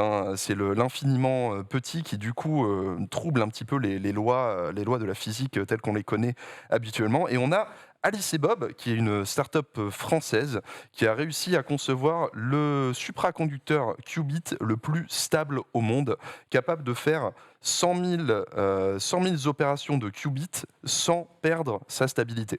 Grâce à ça, du coup, déjà, un petit coup de cocorico, la France est meneuse sur le développement des ordinateurs qui, très sérieusement, risquent de révolutionner l'informatique moderne. Ce n'est pas une révolution à la Apple, je vous parle de révolutionner vraiment l'informatique moderne. Donc du coup, là, Alice et Bob a réussi... Dans très longtemps.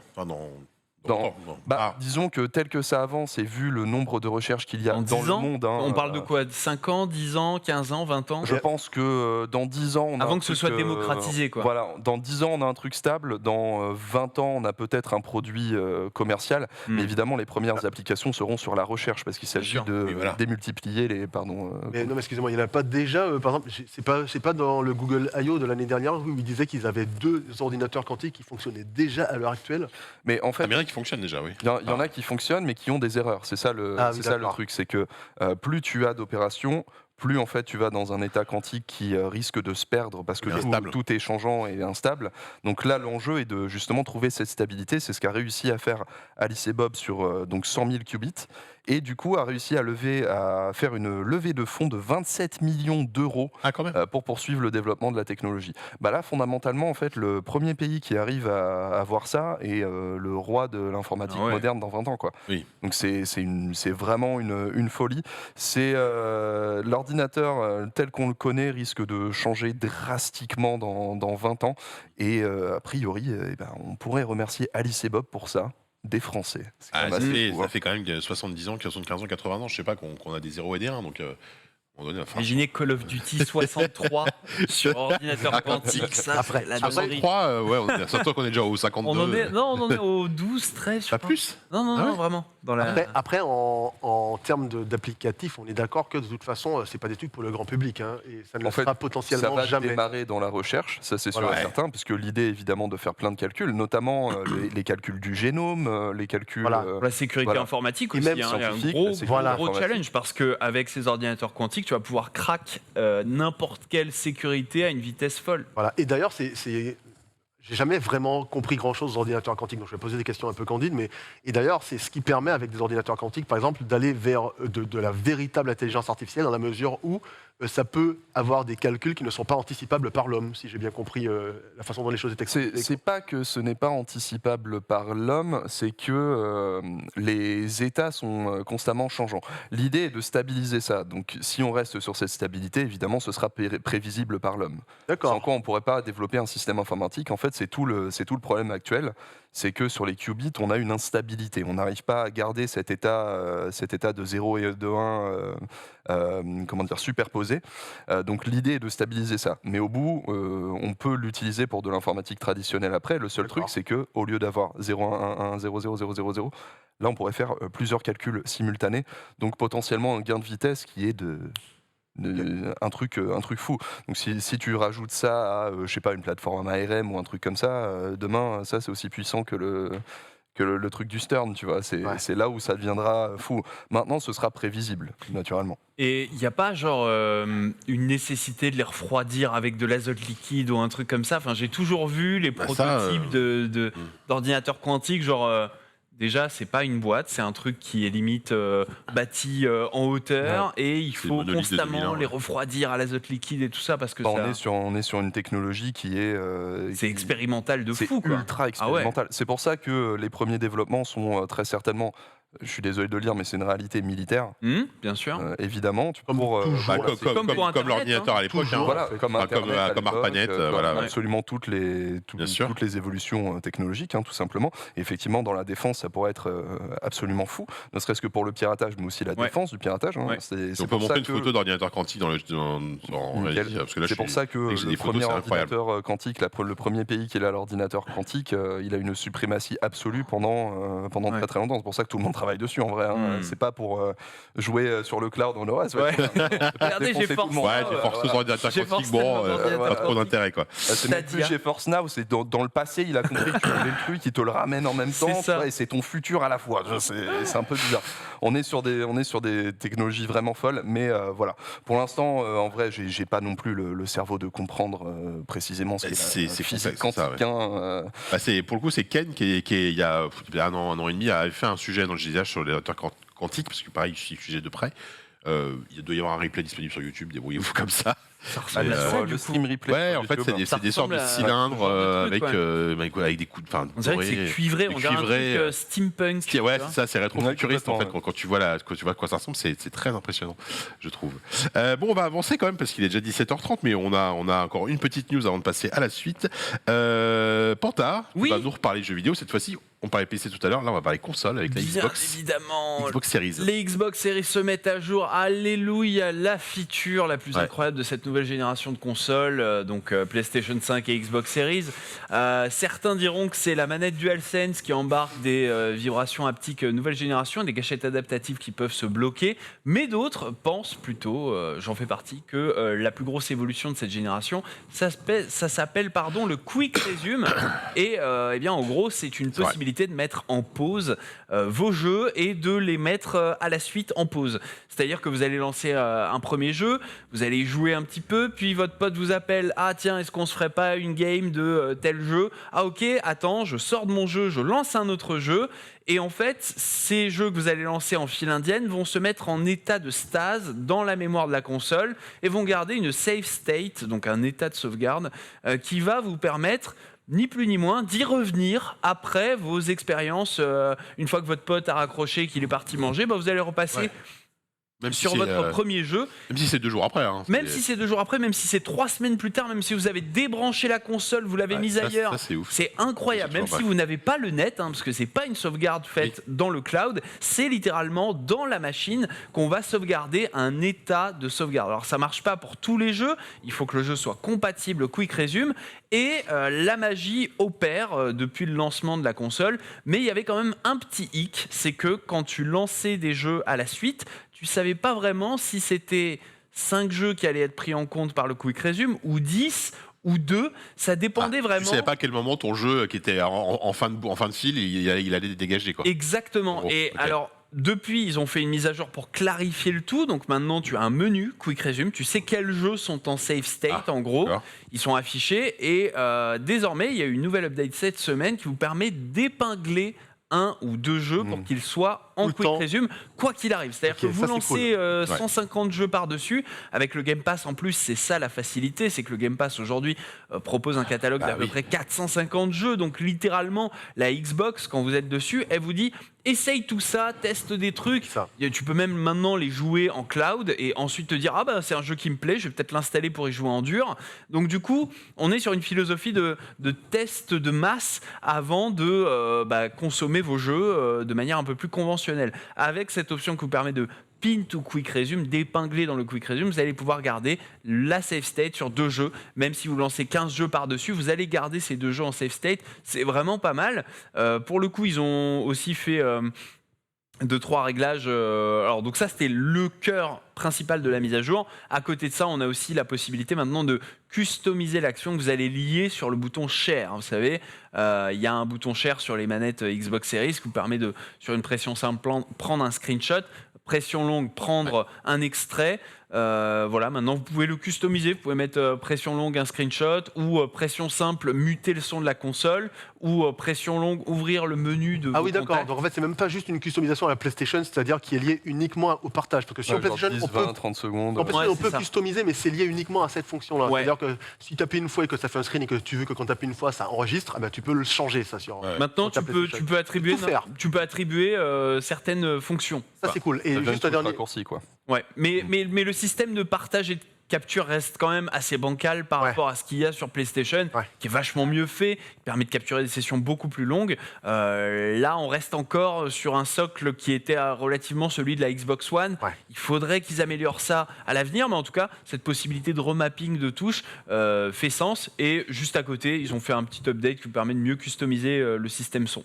Juste une chose, c'est que je voyais dans le chat quelque chose et en fait, je me suis reconnu dedans jusqu'à ce que tu dises quelque chose. C'est les gens qui disaient ouais, mais vous jouez à combien de jeux à la fois? Alors c'est vrai que moi, je Non. joue pas à plus de, en général, je joue pas à plus de 3 jeux à la fois. Tu as clairement expliqué que la philosophie de Microsoft a proposé une pléthore de beaucoup de jeux, Ah etc. Ça Elle a rentre été pensée dans pour le Game la Pass, cette globalité feature, hein. du Bien Quick sûr. Resume. Et en plus, et c'est le point le plus important pour moi, c'est que en parlant de jeux pinables, de jeux épinglables, Épinglable, oui, allez, ça et passe. Épinglable. de jeux qu'on peut épingler en Quick Resume, moi je trouve qu'il y a un intérêt concret, c'est que il y a parfois des jeux sur lesquels, personnellement, je reviens de temps en temps sur Cyberpunk, qui est un de mes jeux du cœur. Et c'est le genre de jeu où le Quick Resume est plutôt cool, même si sur PC, ça charge en 5 secondes. Mais t'imagines, je sais pas moi, on va imaginer un Red Dead Redemption 3, Ah oui, regarde le chargement. où t'as de chargements qui sont Ouais, t'as pas besoin de relativement te longs, taper le même début où par t'as rapport à 10 du minutes, SSD. oui, même avec le SSD aujourd'hui, mais bon. Voilà. Et du coup, en fait, tu l'épingles ce genre de jeu précisément sûr. où tu te dis, c'est pas un Risk of Rain 2 où tu sais que tu vas lancer une nouvelle partie à chaque fois avec des potes. Là, c'est un jeu où tu sais que tu peux y revenir de temps en temps. Ah ben celui-là, tu l'épingles. Est-ce qu'on sait quand même s'il y a un délai de fermeture? C'est-à-dire est-ce qu'au bout de 6 mois, il clear pas tout? En théorie, si tu mages ta console, je crois que le Quick Resume part, mais c'est vraiment pour des... Enfin, c'est vraiment une philosophie de confort. Après, généralement, la plupart des jeux ont des sauvegardes, tu sais, automatiques. Ouais. Quoi qu'il arrive, si tu perds ton save state, tu perds pas non plus grand-chose. C'est vraiment améliorer le confort de jeu. Et franchement, pour l'utiliser depuis le lancement, c'est quand même super confortable. Tu lances un jeu et tu as la petite icône Quick Resume, tu fais ah bah cool, je vais Voilà. reprendre en C'est la 5 surprise en secondes. positif de toute Voilà, façon. c'est ça. quoi. Ouais. Il faut pas le voir comme un truc genre ah ouais bah si je l'ai pas ça m'emmerde. Non, bah, tu vas perdre quoi 30 secondes de chargement, mais c'est quand même un petit c'est plus un petit confort significatif. supplémentaire, quoi. ouais. C'est clair. Très bien, donc ouais, plutôt des bonnes mises à jour, surtout une mise à jour attendue sur le Quick Resume. On a terminé ces actus, je pense. Ouais. Ça y est. Oui, là, on est calé, là. Eh bien, on est bien, on va pouvoir passer au dossier de la semaine.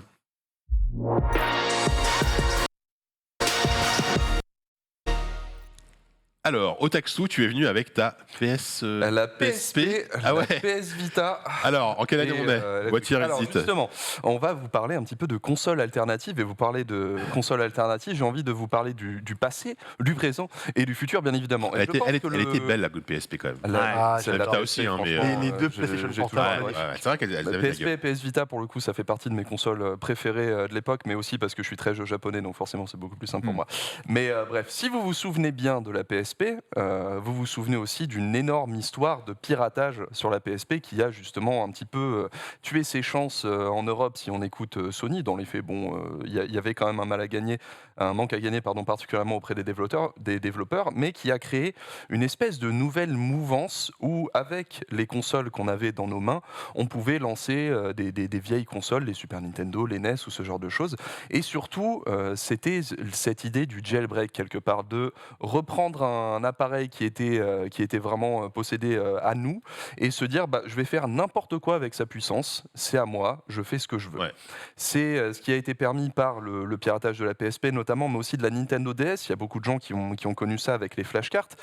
Évidemment, hélas, ça a été utilisé beaucoup pour le piratage, mais ce n'étaient pas les seules utilités. En fait, il y avait aussi des scènes de développeurs qui Le développaient homebrew, des ce qu'on petits appelle le jeux. homebrew, Voilà, des jeux homebrew justement.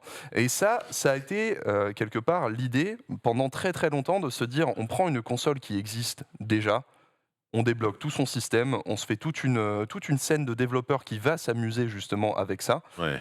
Et jusqu'à arriver quasiment à la PS Vita, qui, pareil, aujourd'hui, vous pouvez la récupérer. Ça, je trouve que c'est un aspect quand même assez important, parce qu'aujourd'hui, on parle beaucoup du gaspillage des matériels high-tech. Effectivement, ouvrir les limites des consoles que vous avez, ça vous permet en fait de ne pas les jeter, hein, et surtout de leur trouver une seconde vie. Bah, juste interromps, mais la Vita, à une époque, pendant très longtemps, quand tu allais un peu sur les forums de fans de rétro et d'Homebrew et d'émulation, ils te disaient, mais la Vita, C'était parce le que standard. la version OLED surtout, Ouais. avec un écran OLED magnifique, tu pouvais vraiment avoir une machine émulation super stylée, quoi. Exactement. Et en fait, tout ça est venu créer en fait un nouveau marché où de nombreux constructeurs, alors très souvent des constructeurs chinois, parce que ce sont ceux qui ont accès aux plus de pièces et qui peuvent Ouais, monter bien des sûr. trucs extrêmement vite. On pense notamment à GPD, qui a créé des petits ordinateurs portables, mais avec des manettes intégrées, etc., que moi, ça me faisait beaucoup marrer, parce qu'on les voyait très souvent à la GDQ, en fait, quand les gens attendaient entre deux titres ou deux speedruns, tu voyais toujours un mec avec un GPD en train de jouer à un truc, et genre, ouais, c'est Spyro, tu vois. Genre. Donc, tu as eu toute une première scène comme ça, avec des mini-ordinateurs, et avec l'explosion en fait, des SoC ARM, maintenant on retrouve carrément des mini-consoles sous ARM qui utilisent Linux, et il faut savoir que en fait, la plupart des consoles que vous avez utilisent un système soit Linux, soit Unix, Unix, ouais. qui sont modifiés pour ça. Notamment, il me semble que FreeBSD, c'est ce qui fait tourner la Nintendo Switch aujourd'hui. On a des marques comme Powkiddy, Odroid, Je BitBoy. t'interromps, il me semblait que Ouais. la Nintendo Switch, c'était un cœur Android, alors c'est peut-être assez proche, Non, mais... les rumeurs voulaient que ce soit un cœur Android, mais en Ah fait, ouais c'est un SoC qui a été développé pour Android, D'accord, mais ok. qui est Oui. le système, l'OS C'est est du sous Tegra, on pouvait y Unix, penser, quoi. et c'est, il me semble, FreeBSD. D'accord. Mais du coup, on a eu plein de petites consoles comme ça sous Android. Alors, il y a eu toute une première vague où c'était des arnaques, des plagiats. Tu commandais une Game Boy sur Amazon, puis c'était une Game Boy avec 30 000 jeux faits en plastique. On va préciser quand même qu'effectivement, Évidemment, tous ces hein. constructeurs, pendant très longtemps, et même encore aujourd'hui, des clones de la PS Vita, t'en as eu un paquet quand même. Oh Hein. oui, et des GBA-SP. Voilà, des fois, un ils petit peu reprenaient même étranges. genre, la croix directionnelle de la Vita, c'était la même, quoi. Enfin, alors, en Ouais. termes de sensation, je sais pas, mais sur En même les temps, photos. c'est la meilleure croix disponible sur une portable. Ah. Je ne dis que ça. Mais en fait, de ces premières vagues très plagiées, on a eu l'arrivée notamment de Anbernic, qui est le constructeur dont on va parler aujourd'hui plus que les autres. Anbernic, en fait, est arrivé sur le marché et a fait, bah écoutez, vous voyez vos trucs là, on va faire des trucs extrêmement propres avec, on va faire des Ouais. consoles qui sont extrêmement résistantes, qui sont vraiment bien étudiées. C'est pas des touches en plastique toutes pourries qu'on a là. On essaie vraiment de faire en sorte d'optimiser l'expérience pour le jeu vidéo. Et on a eu notamment la RG 351 que tu as présenté sur un JDH Bah, c'est ça. précédent. J'ai oublié de la ramener et j'avais la 350, c'est la 350M que j'avais présentée. Voilà, que vous voyez du coup à l'image, et vous vous Voilà, rendez c'est bien celle-là compte que qu'en fait c'est le format un petit peu plus petit. Et que ce elle que est je en vous- métal, ce que je vous elle a montre. un châssis en alu. J'ai une question, c'est quoi ce en mapping IPS. des sticks? Enfin, les sticks sont Alors- archi bas, non? C'est Alors pas gênant? justement, on va en parler de la Bah, console ouais, c'est précisément une question juste après. aussi de choix d'ergonomie parce que tu pars du principe que si tu joues essentiellement à des jeux rétro, bah, tu joues avec la croix directionnelle. Tu joues avec la d'accord. croix et Faut avouer les que ça. trucs. Et en gros, c'est si tu veux te faire un petit bout de Saturne ou un truc comme ça. C'est ça. Moi, que moi, en tu vas fait, à avoir titre le- perso, avant d'avoir celle que j'ai là, donc celle que vous voyez là, j'avais quasiment la même, sauf que la croix directionnelle était en bas. Donc le stick et la croix directionnelle étaient inversés. D'accord. C'était Ouais, à la super mode relou Xbox, parce que plutôt que au PC. bout d'un moment, j'avais joué les jeux à la croix et accéder à la croix, ça te met des points. Là, clairement, les sticks, pour moi, ils sont à peine viables en fait. Je sais pas ce que t'en penses, mais Complètement. au niveau de là, ils sont pas mauvais, mais en termes de position, c'est chaud. Ouais. Voilà, mais justement, en fait, ce marché est devenu incroyablement compétitif. On a beaucoup de références sur le domaine. Donc, Anbernic a choisi de sortir la RG 552, qui est en fait la RG 351 que tu On possèdes, qu'on montrerait pas vient la de voir à caméra, l'image, et qui, Si. voilà. Bon, Je vais la toucher en plus, j'en profite. Vas-y, bah Voilà. voilà, Toi aussi, tu veux la toucher Vas-y, Et vas-y, qui, vas-y. alors, que je vous présente un petit peu peut-être le format. En fait, l'idée de cette RG 552, c'est que pour la première fois, le constructeur a choisi d'utiliser Android comme système de base. Ouais. Mais vous pouvez toujours booter sur Linux, parce qu'en fait, la machine, si tu regardes en bas de celle-ci, tu as deux ports micro SD. Un qui Ouais, est exactement. dédié justement au système Linux et un qui est dédié à la mémoire extensible. Donc du coup, elle est livrée avec une carte SD qui a un système Linux dessus que l'on peut du coup insérer. Alors, premier point négatif On peut pour la le- console, les slots Sombre. micro SD, j'ai jamais vu pire slot micro SD. Je suis vrai obligé d'utiliser une pince Ah. à épiler pour pouvoir enlever et retirer. Ah Ah oui, ouais par contre, ouais, Pour pouvoir mettre et retirer le truc, tu peux pas le faire au doigt, hein, c'est mort. Il faut Sérieux l'enfoncer de ouf. Donc c'est déjà un premier alors que problème pour sur la console. l'autre, celle que j'ai pas ce problème. Ah bah là tu peux essayer, tu n'y arriveras pas. Hein. Je te le dis. Donc s'il y, a challenge. la- Ouais. Le défi. s'il y a la SD... Faut avoir des ongles, faut être un Ah, guitariste mais, classique, quoi. même quand j'avais les ongles de la guitare, j'y arrivais pas. Hein. C'est D'accord, vraiment, vraiment, j'ai jamais vu ça, quoi. Mais bon, une fois que c'est inséré, a priori, ça C'est roule, tactile, donc il hein. n'y a pas de souci. Donc vous avez une mémoire de stockage de base qui est de 64 Go et vous pouvez l'étendre avec la carte SD jusqu'à 2 Tera Je vais essayer. si je ne m'abuse. Et donc du coup, si vous avez la SD, vous pouvez booter via Linux sur un système. Beaucoup de systèmes Linux existent pour lancer, qui sont optimisés pour les émulateurs, hein, très précisément, où vous avez Android. Et c'est là où ça m'intéressait, rapport à la Anbernic RG552, puisque les jeux Android évoluent énormément. Micro-parenthèse, c'est la première harmonique que tu testes ou tu en avais déjà eu? Non, c'est la première que je teste D'accord, là, ok. parce que justement Android, parce que pour moi, ce qui était intéressant, au-delà de l'émulation qui, on le rappelle, est quand même une zone de gris, hein, il faut avoir ses copies privées, etc. Oui, etc. voilà. Petit disclaimer habituel. Voilà, mais- petit disclaimer voilà. habituel. Moi, ce qui m'intéressait, c'était justement le fait qu'il y ait Android dessus. Parce que Android, ça veut dire les jeux mobiles qui sont de plus en plus adaptés aux manettes, même si, Ouais. hélas, sur Android, Genshin Impact, c'est pas le cas, mais on a Call of Duty Mobile, par exemple, ou des trucs comme ça. D'ailleurs, c'est fou ça, que Genshin soit pas compatible manette sur Ça, iOS et Android. je comprends pas, sachant Que qu'il sur est iOS. Ça y est, hein. ça l'est sur iOS d'ailleurs. Ouais. Depuis la version 1.3. Ça y est Ouais, sur sur iOS, iOS, ça y est c'est sur iPad, compatible ça y est sur Apple D'accord. TV. Pas sur Android. Android, non. Pas sur Android, bon. Ça n'a aucun sens. Et surtout, le cloud gaming.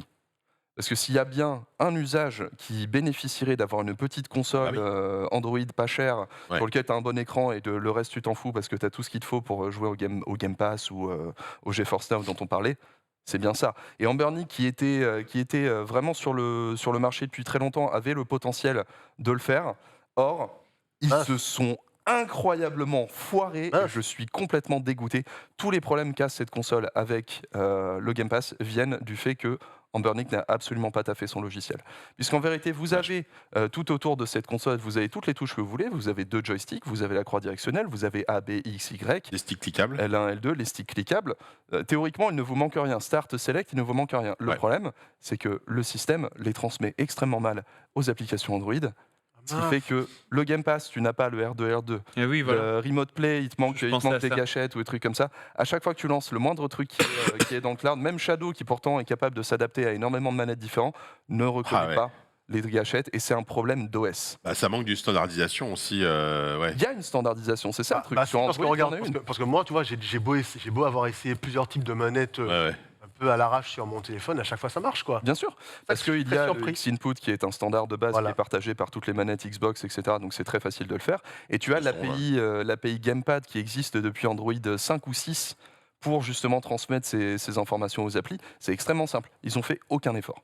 Et c'est dégueulasse. Et si du coup tu vas sur la surcouche Linux, eh bien la surcouche Linux qui est fournie avec la console Ah, tu peux switcher ne sur reconnaît pas. Tu peux switcher sur une surcouche Linux. Golden. Golden Sun, ouais. Ne reconnaît pas du coup les applis Game Pass ou ce genre de choses, donc tu es Ah oui. vraiment limité à l'émulation. Ah, Et en prime, Ah oui. la surcouche qu'ils envoient de base de prime abord, tu ne peux rajouter aucun jeu. Évidemment, Ah ouais. la console est livrée avec des jeux qui ne sont du coup pas légaux du tout. Donc moi Ah, qui ai ok. voulu enlever absolument tout, mettre mes trucs Lego pour être sûr et certain avec pas de souci, impossible avec la surcouche Linux qu'ils envoient, de juste dire bah, mon jeu PSP que je kiffe plus que tout, il est ici. C'est un gros problème qui peut se corriger par le biais notamment de firmware Linux, parce que Ouais, la ça. console est très très bien supportée par la communauté, du moins Linux. Donc vous avez vous avez LXOS, vous avez ce genre de choses qui vous permettent de régler ce problème de base. C'est pas très compliqué à régler, sachant que quand vous achetez une console comme ça, vous acceptez un minimum de bidouille quand même. Hein. Ouais. On n'est pas là, Ouais, bien sûr. on n'est pas pour T'es avoir pas sur un clé en main. Voilà, t'es pas- t'es pas ultime, sur une ça. tu veux ça, Steam t'es une Nintendo Ouais, voilà. Switch et un Steam Deck. Et Voilà. le Steam Deck, D'accord. t'as besoin de D'accord. bidouiller. D'accord, le Steam Deck, c'est pas le plus. Le Steam Deck, quoi. c'est la bidouille. Par contre, Mais bon. pour ce qui est d'Android, le support est complètement absent. Le constructeur a quasiment abandonné cette cette console en Alors, vérité. Et il y a un Elle est custom récente ou pas? Enfin, elle est sortie demandé. avant. ouais, elle date de fin 2021, me semble-t-il, mais Il n'y a pas de ou, mise à jour, il ou n'y a pas de suivi il y a logiciel. eu une mise à jour pour rajouter le Play Store qui était absent à la base, sorti de ça. Voilà. C'est quand même con de pas avoir mis les gâchettes quoi, d'une manière ou d'une autre. Je sais pas, tu C'est mets des incroyable. palettes, tu vois, Non, tu mais, te enfin, démerdes. il y a les gâchettes physiquement, Oui. c'est juste l'OS le reconnaît pas. Du Ah coup, ouais, il y a un custom firmware qui est sorti pour ça. Par un développeur qui s'appelle Black Seraph, qu'on remercie, qui du coup a fait évoluer déjà la version Android, parce que là on est sur 7.2, qui l'a fait Android évoluer. 7.2. Ouais. Ah oui. Ça veut dire que certains émulateurs, notamment, on est à combien, notamment là l'émulateur ASR, Bon, ça Très en test déjà. ouais, voilà. Acer SX2 qui s'occupe de la PS2 notamment demande Android 8 minimum, donc du coup ne peut pas y accéder. Donc ce développeur l'a fait passer à Android Pie, donc 9.0, a réglé les problèmes de gâchettes, etc. Genre ça a l'air d'être mortel. Sauf que déjà c'est payant parce qu'évidemment le développeur en fait Il l'a pas a fait un gratuit, Patreon. ouais. Voilà, l'a pas fait gratuit parce que c'est quand même énormément de taf ce qu'il Ouais, a fait. Tu m'étonnes. A un Patreon du coup et c'est 10 balles pour avoir ce custom firmware. Il faut se débrouiller pour Tu le vas pour le tenter flasher. de l'avoir toi ou pas? Je vais le faire après, ouais. En fait, je l'ai gardé en nature pour le le test. JDH et pour Ouais, le ouais. test, et après je Parce vais qu'en vrai, tester. ça coûte combien ça? Eh ben, justement, on va y revenir un petit peu après, D'accord. parce qu'il y a un autre truc que je veux vous rappeler par rapport à la fiche technique. Donc déjà, Ah oui, on c'est vrai a, que t'as quoi là-dedans comme puce? justement, on a un RK3399, donc Ah, c'est c'est du Rockchip. Rockchip. Ouais, alors Rockchip, C'est pas c'est ça, Moi, je connais même pas. c'est une marque Très en fait. simple, Ouais, vas-y. sur Android, vous avez Qualcomm Oui. Ok. Snapdragon, tout le monde Snapdragon. connaît parce qu'il s'occupe des références Ouais. premium Globalement, déjà de ouais. base, et tu les retrouves dans le milieu de gamme On a très un souvent. autre, non, t'as pas Kirin aussi? Alors, t'as Kirin, tiré c'est Huawei. Huawei. Mais c'est Huawei en interne. Plus trop là. Voilà. Ok. Vous avez Mediatek qui s'occupe généralement du milieu, mais surtout de l'entrée de gamme. Et qui tous récemment qui essaient de pousser dans Essaye. du très haut de gamme Voilà, là, tant sont en qu'ils train le- d'arriver. ça, Mais en mais même bon. temps, ça fait des années qu'ils essaient, des années que voilà. Merde. Mais c'est là où Qualcomm c'est des très bonnes puces. Mediatek ça va être des bonnes puces. Voilà. Et on a Rockchip. Ah, ok. Ouais, même moi, On a je Rockchip connais, où vous avez très bonnes puces, vous avez bonnes puces, et Rockchip c'est une puce. Rockchip, c'est ce Ok. que tu pouvais être, ce que tu vois dans les. Ah, je sais pas, tu connais sans doute la marque JXD, Ouais. c'était moi il y a quasiment 10 ans. Maintenant, les premiers trucs de ce style-là que j'ai acheté, c'était du Rockchip. Et ouais, fallait. Alors, en termes d'émulation, bah, tu t'émulais de la Super Nintendo, puis après, dès que tu Voilà, commences c'est à la 8, PlayStation, 16 ça bits, commence ça à va. galérer, Et quoi. puis, voilà. Ouais, ouais. Après, c'est quand même un ex-accord, ça passe assez bien. On a un Mali T860 en GPU, 4 Go de RAM, 64 Go de système, mais surtout, ce qui n'est pas dit, parce que là, on a quand même, si j'ai oublié d'en parler, mais on a un écran 5,36 pouces Full HD, Ouais, c'est quand c'est même pas pas mal. dégueu. C'est pas mal. Ouais, Qui est pas bien mal. lumineux, qui plus est. Franchement, en termes de physique, sorti des gâchettes qui sont du coup L1 et R2 sont en haut, donc la prise en main pour la Ouais, gâchette, ils sont pas c'est- ultra accessibles, mais. c'est pas ultra accessible parce que t'es comme ça, donc le jour où t'es sur un shooter, c'est vraiment Non, mais relou. on a les specs avec. Parfait. T'as le double joystick effectivement qui sont très très bas Ouais. par rapport au reste, donc la tenue est vraiment étrange pour les shooters. Mais après, comme tu le disais, pour la plupart des jeux classiques, on va dire des platformers, des trucs comme ça, tu la tiens comme une GBA d'époque, donc ça change pas grand chose. Mais On pourra nous faire deviner le prix, on ne donne pas le prix, on donne une fourchette. Bah oui. Et... ok, ça marche. Sinon, ouais. Un On l'a- dernier on l'a truc, vu passer. Moi, je le justement, connais, donc je rapport, pourrais pas, J'ai pas vu. rapport au comment dire au cloud gaming. Et ça, je trouve que c'est le truc qui m'agace le plus. Ah ouais. Ou limité au Wi-Fi 2,4 GHz. Ah, Oh. C'est mort du coup. N'est pas compatible Enfin, avec le 5 GHz. Sachant qu'un C'est incroyable. un GeForce Now, même si ça marche très bien, il faut quand même un Wi-Fi. Sachant il faut qu'un quand même un téléphone à Wi-Fi 100 balles 5 GHz, aujourd'hui a le 5 GHz. Hein, Ouais. voilà. Donc c'est juste. Mais En fait- c'est à cause de la puce, ça, tu crois? Parce que normalement, C'est qu'en fait, la le puce module elle-même Wi-Fi, n'a il est pas sur de la modem puce. intégré. C'est Ouais. le constructeur qui a choisi de mettre un modem qui était limité au 2,4 C'est GHz. ça, ouais. Donc non seulement la puce, mais aussi télécharger Genshin Impact pour le tester. Oui. Ça m'a pris 3h30. c'est honteux. Bon, C'est- alors, c'est honteux, c'est tout à fait honteux, exactement. c'est vrai que tu nous la vends pas très bien. Moi, je joue pas au jeu du prix, j'ai vu le prix passer, donc j'y joue pas. Merde, du coup, bah moi aussi, donc il y a que Je Panta qui dirais va te vider. 180 €. Bah moi je joue pas, tu me l'as donné déjà. Donc, Ah oui, c'est vrai. Moi, j'ai du vu. coup, bah ça va être juste Mais Panta. même à tant ce pis. prix-là, je trouve que ce serait trop cher. Eh Ah bien, ouais. c'est 230 € Oh. pour Combien la console. 230 Et en fait, euros. mais du coup, j'ai une question très honnête. Oui. Comment est-ce que tu peux justifier le prix de cette machine, même Tu ne dans. Mais d'accord, parce que même dans la partie purement technique, tu vois, tu peux avoir un truc mal branlé, mais au moins il y a de la puissance dedans. Là, vous avez sorti un nom de constructeur de processeurs que je connaissais même pas. Ah oui, Alors, en fait, voilà, il faut reconnaître quand même de belles choses à Ambernic, notamment mais le fait voilà, que la croix est vraiment ultra l'ergo et le qualitative. produit est de bonne L'ergo, qualité. le quoi. produit ça a est l'air vraiment de propre, très quoi. bonne C'est qualité. juste qu'à C'est l'intérieur. quoi. dommage. En La fait. batterie, on a 6800 mAh dedans, même Ah oui, si donc dans c'est les lourd. faits, Ouais. c'est bien, sauf que vu que le système n'est pas optimisé, tu le laisses en veille 1 heure ou Ouais, 2 heures, ça, tu par contre, c'est un perds peu dommage. 25% de batterie. Encore une fois, ça m'agace, mais voilà, physiquement, en fait, il y a de quoi faire parce que. Quand je l'ai vu, je me suis surtout, dit, elle est vraiment jolie et tout. Ouais. elle est Ah oui. jolie, elle est super bien foutue en métal, etc. Et le système de refroidissement est particulièrement intéressant. Hier, je vois pour qu'il y a le coup. il souffle C'est ou pas le parce que même, je vois qu'il y a un ventilo derrière. Mais... Justement, c'est ce que j'allais dire, c'est à peu près le même concept que le Steam Deck, à savoir qu'on a un Ah. ventilo qui prend de l'air ici Ok, et qui le renvoie en hauteur, ok. qui permet du coup, théoriquement, ils l'ont pas fait malgré tout, d'overclock le CPU pour le lancer D'accord. à pleine puissance. En fait, c'est ça le problème. Ça du pèse truc. combien, on nous dit sur le chat on nous demande, Je me souviens plus plus, le- ça a son Pas petit très poids, lourd, quand même. Non, non, ça va, mais justement, Mais ça va. ça fait pas de chip, je trouve, quand tu vas dans les mains. Ouais. C'est pas cheap, c'est super bien foutu. L'ergo est pas trop mal. Il y a tous les boutons qu'il faut. Il y a même HDMI out si vous voulez le sortir. USB-C si vous voulez le faire. Le prise jack évidemment si vous voulez brancher un casque. Vraiment la déception au final, elle est sur le suivi logiciel où Ambernic en fait a sorti le truc et a fait Bah. merde. Bah on verra pour la prochaine. On verra pour la Vas-y, prochaine. pense. C'est dommage. J'ai une question. Alors, moi, je connais pas du tout ce secteur, mais pour me renseigner sur Steam Deck, j'ai regardé un petit peu ce qui se faisait. Il y avait beaucoup de gens qui comparaient ça à l'Aya Neo. Est-ce qu'on est dans la même Ah, gamme ça Alors pas genre- différent. pas du tout. En fait, l'Aya Neo c'est C'est clairement c'est un concurrent. PC. C'est D'accord. un Voilà. concurrent du Steam Deck, ouais. Par Ça, c'est une contre, console Android. ça du c'est coup. une console Android. Donc, et en justement, gros, dans ces consoles-là, tu as les consoles Android, puis ensuite, tu as les Aya consoles, Neo, Steam Deck, Windows, où voilà. c'est un PC portable Ouais. embarqué avec des manettes intégrées et tout C'est ça. ça. D'accord, donc il y a vraiment deux gammes. Et là, Il y on a est dans la vraiment deux première Mais gamme. là, on est dans un entre-deux parce que tu as plein de consoles, par exemple. Moi, je prends l'exemple de la 350M, donc toujours d'Ambernic que j'avais présenté vite fait la pour le dernière coup, fois. elle est très bien. Qui est très bien, qui coûte 150 balles, D'accord. tu peux mettre tout ce que tu veux dessus, mais qui a une interface ultra roots, c'est un Linux, l'interface c'est pas ça, mais tu finis par t'en sortir, et pour le prix que tu payes, elle délivre exactement ce dont tu attends. Ouais. C'est une petite machine rétro, moi j'adore parce que du coup je découvre plein de Quand jeux t'es sur en le Game Boy, déplacement etc. et tout ça, C'est ouais. très bien, elle est plus petite, mais elle a un écran IPS 640-480, mais pour jouer à des jeux Super Nintendo, ça suffit, tu vois. En fait, c'est même meilleur, hein, parce que les pixels Ouais. correspondent un petit peu plus Voilà. à l'écran. Et en plus, la donc, plupart du temps, dans les émulateurs, tu as des filtres, etc. Donc, Ouais.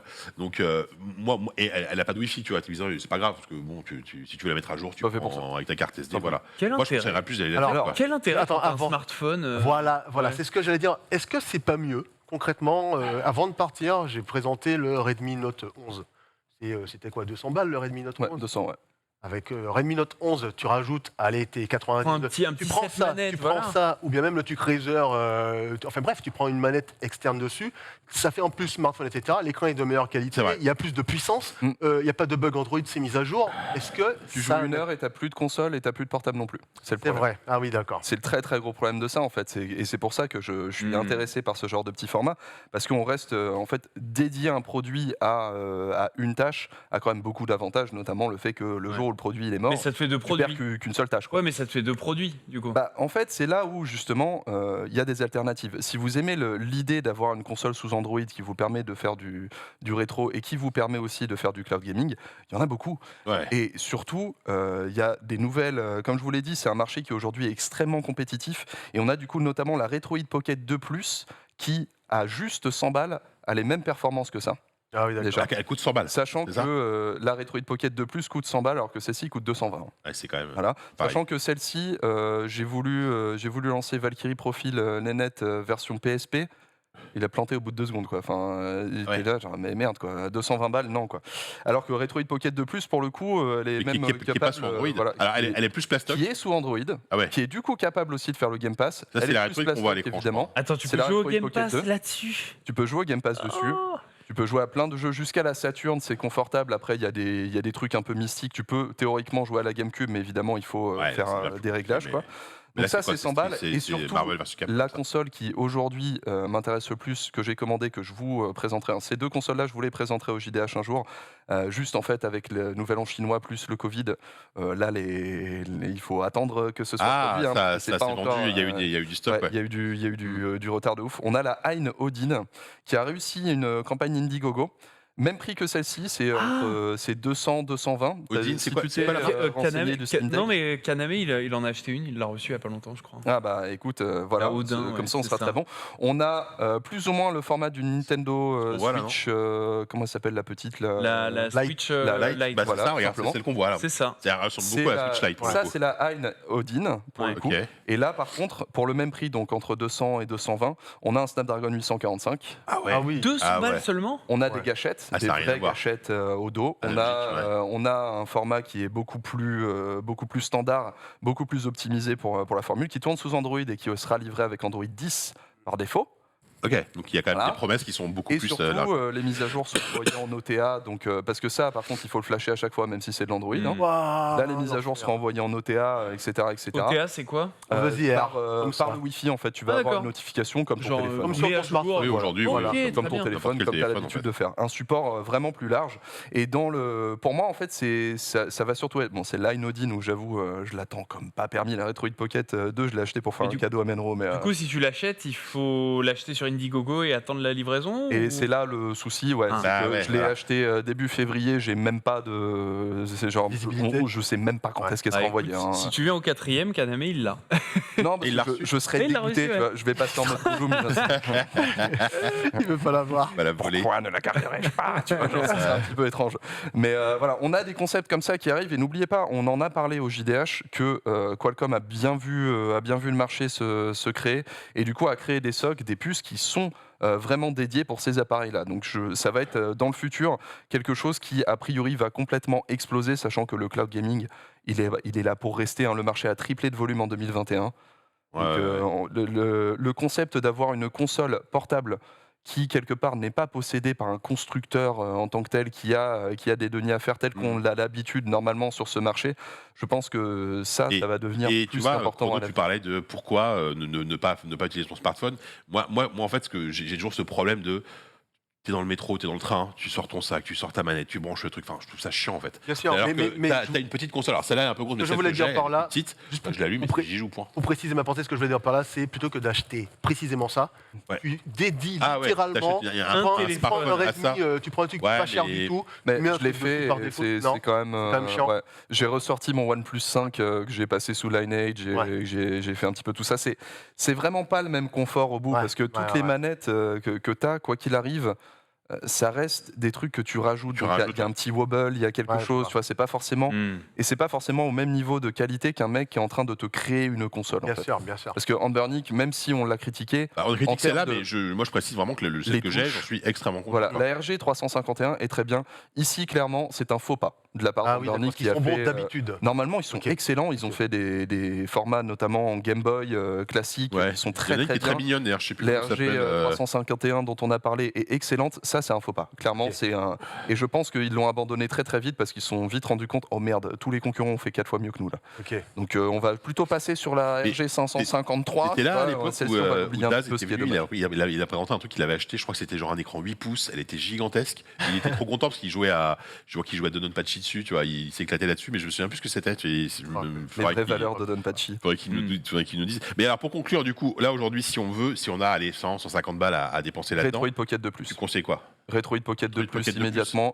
Petite console, Sachant petit qu'on format là, très on est sympathique. quand même plus sur de l'émulation. Ah non, Retroid Pocket est sous Android. La Retroid Pocket D'accord. est sous Android, peut Ok. faire tourner quelques jeux sous Android, Ok. par ailleurs. Je crois que le SoC est un Mediatek qui plus est, donc un petit peu plus supporté qu'un Oui, Rochip. c'est déjà un peu mieux. Vous voyez, là, on a Mario Kart Double Dash sur la Retroid Pocket 2 Plus, Ah oui, Ouais, d'accord, qui tourne excellent. plutôt bien. Hein. qui tourne à 40, pardon. Ouais, qui est pas 60, mais. Mais ça reste tout à on a fait, quelques trucs possibles, et évidemment, tout ce qui est 16 bits, 32 bits, ça passe tout seul, si vous voulez vous faire un petit kiff. Et elle a des gâchettes à l'arrière qui sont analogues en prime, au Je lieu vois d'avoir Forza. ce format lié. Je quoi. joue à Forza Horizon là-dessus. quoi. Là, ouais, Sachant que par contre, c'est un écran 4 tiers, donc en fait, Ah ouais, l'écran ouais. 16:9 va un petit peu au-dessus et il y a une Ah, grande barre d'accord. noire, forcément, Ok, tu ouais. vois. Mais c'est tout à fait jouable, tout à fait possible. Et surtout, ça se trimballe en 5 secondes, c'est une autonomie de malade. Enfin voilà quoi. C'est ça qui est un peu parfait. Et avec ces trucs-là. celle qui ressemble à une Game Boy, c'est la RG 351V. V. Pour info, qu'est-ce que tu montes là?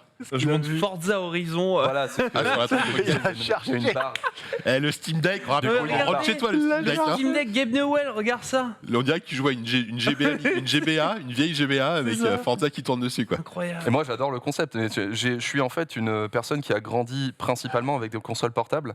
Ouais, Donc, bah ouais. même Je quand suis pareil, quoi. même quand je suis sur une PS5 ou quoi, la moitié du temps je joue plus en remote play que je ne joue sur mon énorme écran de Ah 60 ouais pouces, Moi, quoi. ma Switch, Parce que je suis 99% de confortable. l'usage, possible. c'est La Switch, en mode portable. quand je la dock, c'est pour streamer, quoi. Voilà, moi, c'est pour la juste ça, recharger, hein. quoi. C'est Ouais. le moment où je la dock, quoi. Donc, Voilà. d'accord. Avancez un peu, Borvo, il joue à Dragon Ball Fighters après. Sur la vidéo là, sur laquelle vous Mais voilà, tu peux. C'est ça l'avantage en fait d'avoir Android comme système d'exploitation sur ces consoles-là aujourd'hui, c'est que du coup le potentiel est fou. On pense évidemment au Game Pass, ce truc comme ça, mais on a le stream local pour Steam Oui, notamment, aussi, ouais. pour la PS5. Vous avez un petit peu tout ce que vous voulez, quoi. Oui, avec. Oh ouais, là. c'est sûr. C'est vraiment. C'est assez après. Android Pocket. Regarde Chrono. Moi, je pensais pas qu'elle était sur Android, donc je savais pas que tu pouvais jouer à tous ces trucs-là. Je pensais que ça se limitait à l'émulation. Ouais, non, Mais, c'est à partir de la 2 qu'elle est sur Android à la base. D'accord. Et la 2 Plus particulièrement est la plus intéressante parce que la 2 avait des petits soucis qu'ils ont vraiment corrigés sur la 2 Plus. Retroid, pour le coup, est un constructeur qui déconne vraiment pas avec ses références. Ouais. Qui a un suivi exceptionnel. Au moment où ils ont fait la Retroid Pocket 2 et qu'ils étaient extrêmement déçus, ils ont vendu un kit d'upgrade pour la 2 Plus qui corrigeait tous les défauts, qui était pas très cher pour ceux qui savaient bidouiller ou quoi. Tous ceux qui avaient acheté la Retroid 2, c'était là. Ok. Bon, Que tu peux, comment dire, t'es chez toi, t'es devant ta télé 4K, tu joues à ta Retroid Pocket en cloud, est-ce que tu peux dupliquer le flux ou l'envoyer via un mini HDMI en ou un cloud, truc comme non, ça? il faut que ce soit du remote Ouais, pour, tu plugs, pour sinon. dupliquer. Mais ces consoles-là, et c'est le cas notamment de celles qu'on teste aujourd'hui, ont des HDMI out ou de Ouais. l'USB-C. D'accord. Donc du coup, ce que tu peux faire, et c'est un peu le rêve quelque part enfin c'est pas le rêve, mais c'est un des trucs les plus intéressants aussi, c'est que tu peux faire comme la Switch, Hmm. dans le sens où tu la La branches dock. en USB-C, Ouais, du coup voilà. tu la dock, et tu te mets ta petite manette Bluetooth, peu importe ce que c'est, tu peux tranquille, mettre une manette Xbox, PlayStation, Oh là on s'en là. fout, tu continues à jouer, Ok. t'en fiches. Écoute, c'était un fort. On pourrait parler encore. Alors, il nous reste un quart d'heure, donc on va quand même toi commencer à comme moi, on conclure. est assez Ouais, fan ouais. du sujet, donc Mais juste forcément, peut-être. Ouais, donc du coup, si n'achetez pas celle-là, on rappelle celle-là. n'achetez pas celle-là, la Ambernic RG 552, Celle-là, c'est c'est un non. loupé d'un constructeur qui a fait de très très Voilà. belles choses, et Moi, c'est dommage. Moi, les RG 350M, 351 ou 350M, je la conseille. La Retroid Pocket 2, c'est validé aussi. Pocket de plus, c'est Pocket validé. de plus, c'est comme pas permis. validé. Et déjà, Mais vous on avez vous déjà fera, deux bonnes marques, quoi. en fait, elle est commandée, donc elle arrive. Je vais la tester. Comment elle s'appelle, la Odin, c'est ça? Et la Ayn Odin, Ayn donc Odin, ouais. AYN, à ne pas confondre du coup avec Aya, comme beaucoup de Aya- gens, Aya Neo, beaucoup de gens ouais, le la font Aya du Neo, coup, ouais. et c'est Ouais. normal, c'est très proche, quoi. Mais la Ayn Odin, qui pour l'instant n'est vendue que via la campagne Indiegogo. Et effectivement, si vous voulez des alternatives au Steam Deck avec des vrais PC, etc., il faut plus vous tourner vers GPD, avec le GPD WinMax ou ce genre de truc. Bon, c'est quand même des. Bah, Il est énorme. C'est c'est un petit PC portable. Littéralement, le tu truc- l'ouvres, tu as un clavier C'est- et tu peux jouer avec des gâchettes et tout. Je l'avais essayé. C'est impressionnant. Par contre, c'est quand même c'est lourd, quoi. Tu vois, c'est pas. Pour moi, en fait, pas le Steam Deck, quoi. c'est plus vraiment des alternatives au Steam Deck parce que le Steam Deck a tellement pété le game du prix que Ouais, tu c'est n'as vrai. pas d'alternative. C'est vrai. C'est vrai que Si aujourd'hui tu veux un PC GPD Max portable cher. en mode très console, cher. c'est le Steam Play, c'est tout. C'est le Steam Deck. Steam pardon. Deck, ouais. Par contre, et c'est là où je trouve cette catégorie intéressante, c'est que si tu es prêt à avoir un espèce d'entre-deux où quand tu n'as pas de connexion Internet, tu te fais un jeu rétro, quand tu as une connexion Internet, tu accèdes à ton PC ou tu accèdes à un service de cloud, là, une console Android à 150-200 balles, Clairement, ça peut valoir le coup. c'est vachement bien.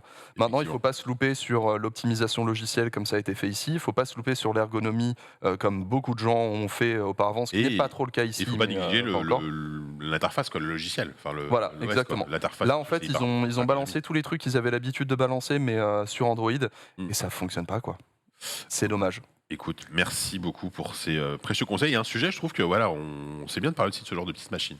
Ça fait plaisir. J'espère que ça a bien plu. C'est une liberté qu'on ne peut pas connaître avec une machine classique que là, on trouve du coup sur Voilà, des ouvrez consoles. vos chakras, achetez une petite console portable made in China, quoi. Yes. Il nous reste 15 minutes, on a 2 tests à faire, je pense que c'est jouable, on va passer au test. Complètement. Ouais, il en a parlé.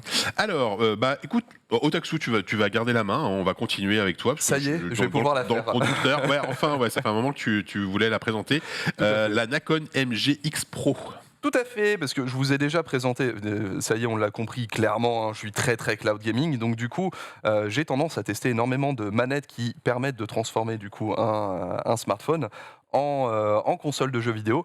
Or, Nacon, donc, qui est le constructeur français, un petit peu la branche e-sport de Big Ben en vérité, a décidé de sortir une nouvelle manette comme ça, la MGX Pro, qui est en fait une des rares manettes dédiées au cloud gaming, qui a vraiment un format de manette. Qui n'est pas à tes souhaits, qui n'est pas un petit format où on n'a pas la prise en main classique, mais vraiment des sticks plein format, des touches plein format, des vrais gâchettes analogiques et tout simplement extensibles. Donc on glisse n'importe quel smartphone dedans, tu peux notamment monter, largement. voilà, même le Galaxy Fold. Alors sachant que j'avoue j'ai un petit peu triché. Normalement, si on met le Galaxy Fold, ça va ressembler à ça. Pourquoi ? Parce que il y a une petite zone ici, des dents qui tiennent un petit peu le smartphone en prime de stop en caoutchouc. Ouais. Je les ai limés. Parce que je voulais avoir l'écran bien au centre, donc en fait, je les ai limés pour avoir ce format-là que je trouve plus stylé. Bon, quand même. en général, sur ces trucs-là, quand je retire et que je mets le smartphone, j'ai toujours peur d'abîmer le smartphone en fait. Parce que des fois, c'est bourrin. Moi, en quoi. fait, gros bidou oblige. Généralement, je joue dans mon canapé. Je l'ouvre sur mon bidou, là, comme ça, et je le reprends après. Tu vois. Ok. Clairement, on n'a pas la classe quand on enlève son smartphone d'un truc comme ça. Voilà. Mais c'est tout à fait jouable. Vous voyez, je fais juste ça, c'est glissé, c'est terminé. Ah oui, quoi. d'accord. Donc il disait Voilà. vrai format manette par rapport à d'autres. Moi j'ai un autre. Voilà, Par exemple. la bah, Razer Kishi, t'as la dont Razer Kishi, ouais. on a Donc, parlé aussi. donc, je me suis- Sauf que, Ah non, et c'est là une grande très moche, par différence contre. justement, Pourquoi avoir c'est que la Razer Kishi, c'est pas grave. la Razer Kishi se connecte en USB-C, donc du coup n'a pas de latence. Pardon. Celle-ci, par contre, est une manette Bluetooth. C'est une manette Bluetooth 4.2. Donc très faible consommation, mais en termes de latence, a priori le 5.0 est quand même supérieur. Alors, est-ce que le fan de jeux de baston que tu es, est-ce que ça te gêne ?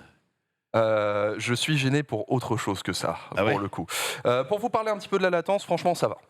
Ouais. En termes de... alors, ne jouez pas au Game Pass avec, parce que là, pour le coup... T'as la double latence sur latence, latence. plus ouais. latence, ça, c'est Oui, terrible. c'est beaucoup, ouais. Mais GeForce Now, j'ai fait quasiment l'intégralité de Devs Door sur ce setup-là. Et c'est un jeu qui demande du réflexe. Ça demande un minimum de réflexe. On n'est pas non plus sur un jeu de combat très très serré, mais ça demande un minimum de réflexe et ça passe tout seul, sans souci, tant évidemment que vous maîtrisez votre connexion réseau, vos conditions réseau.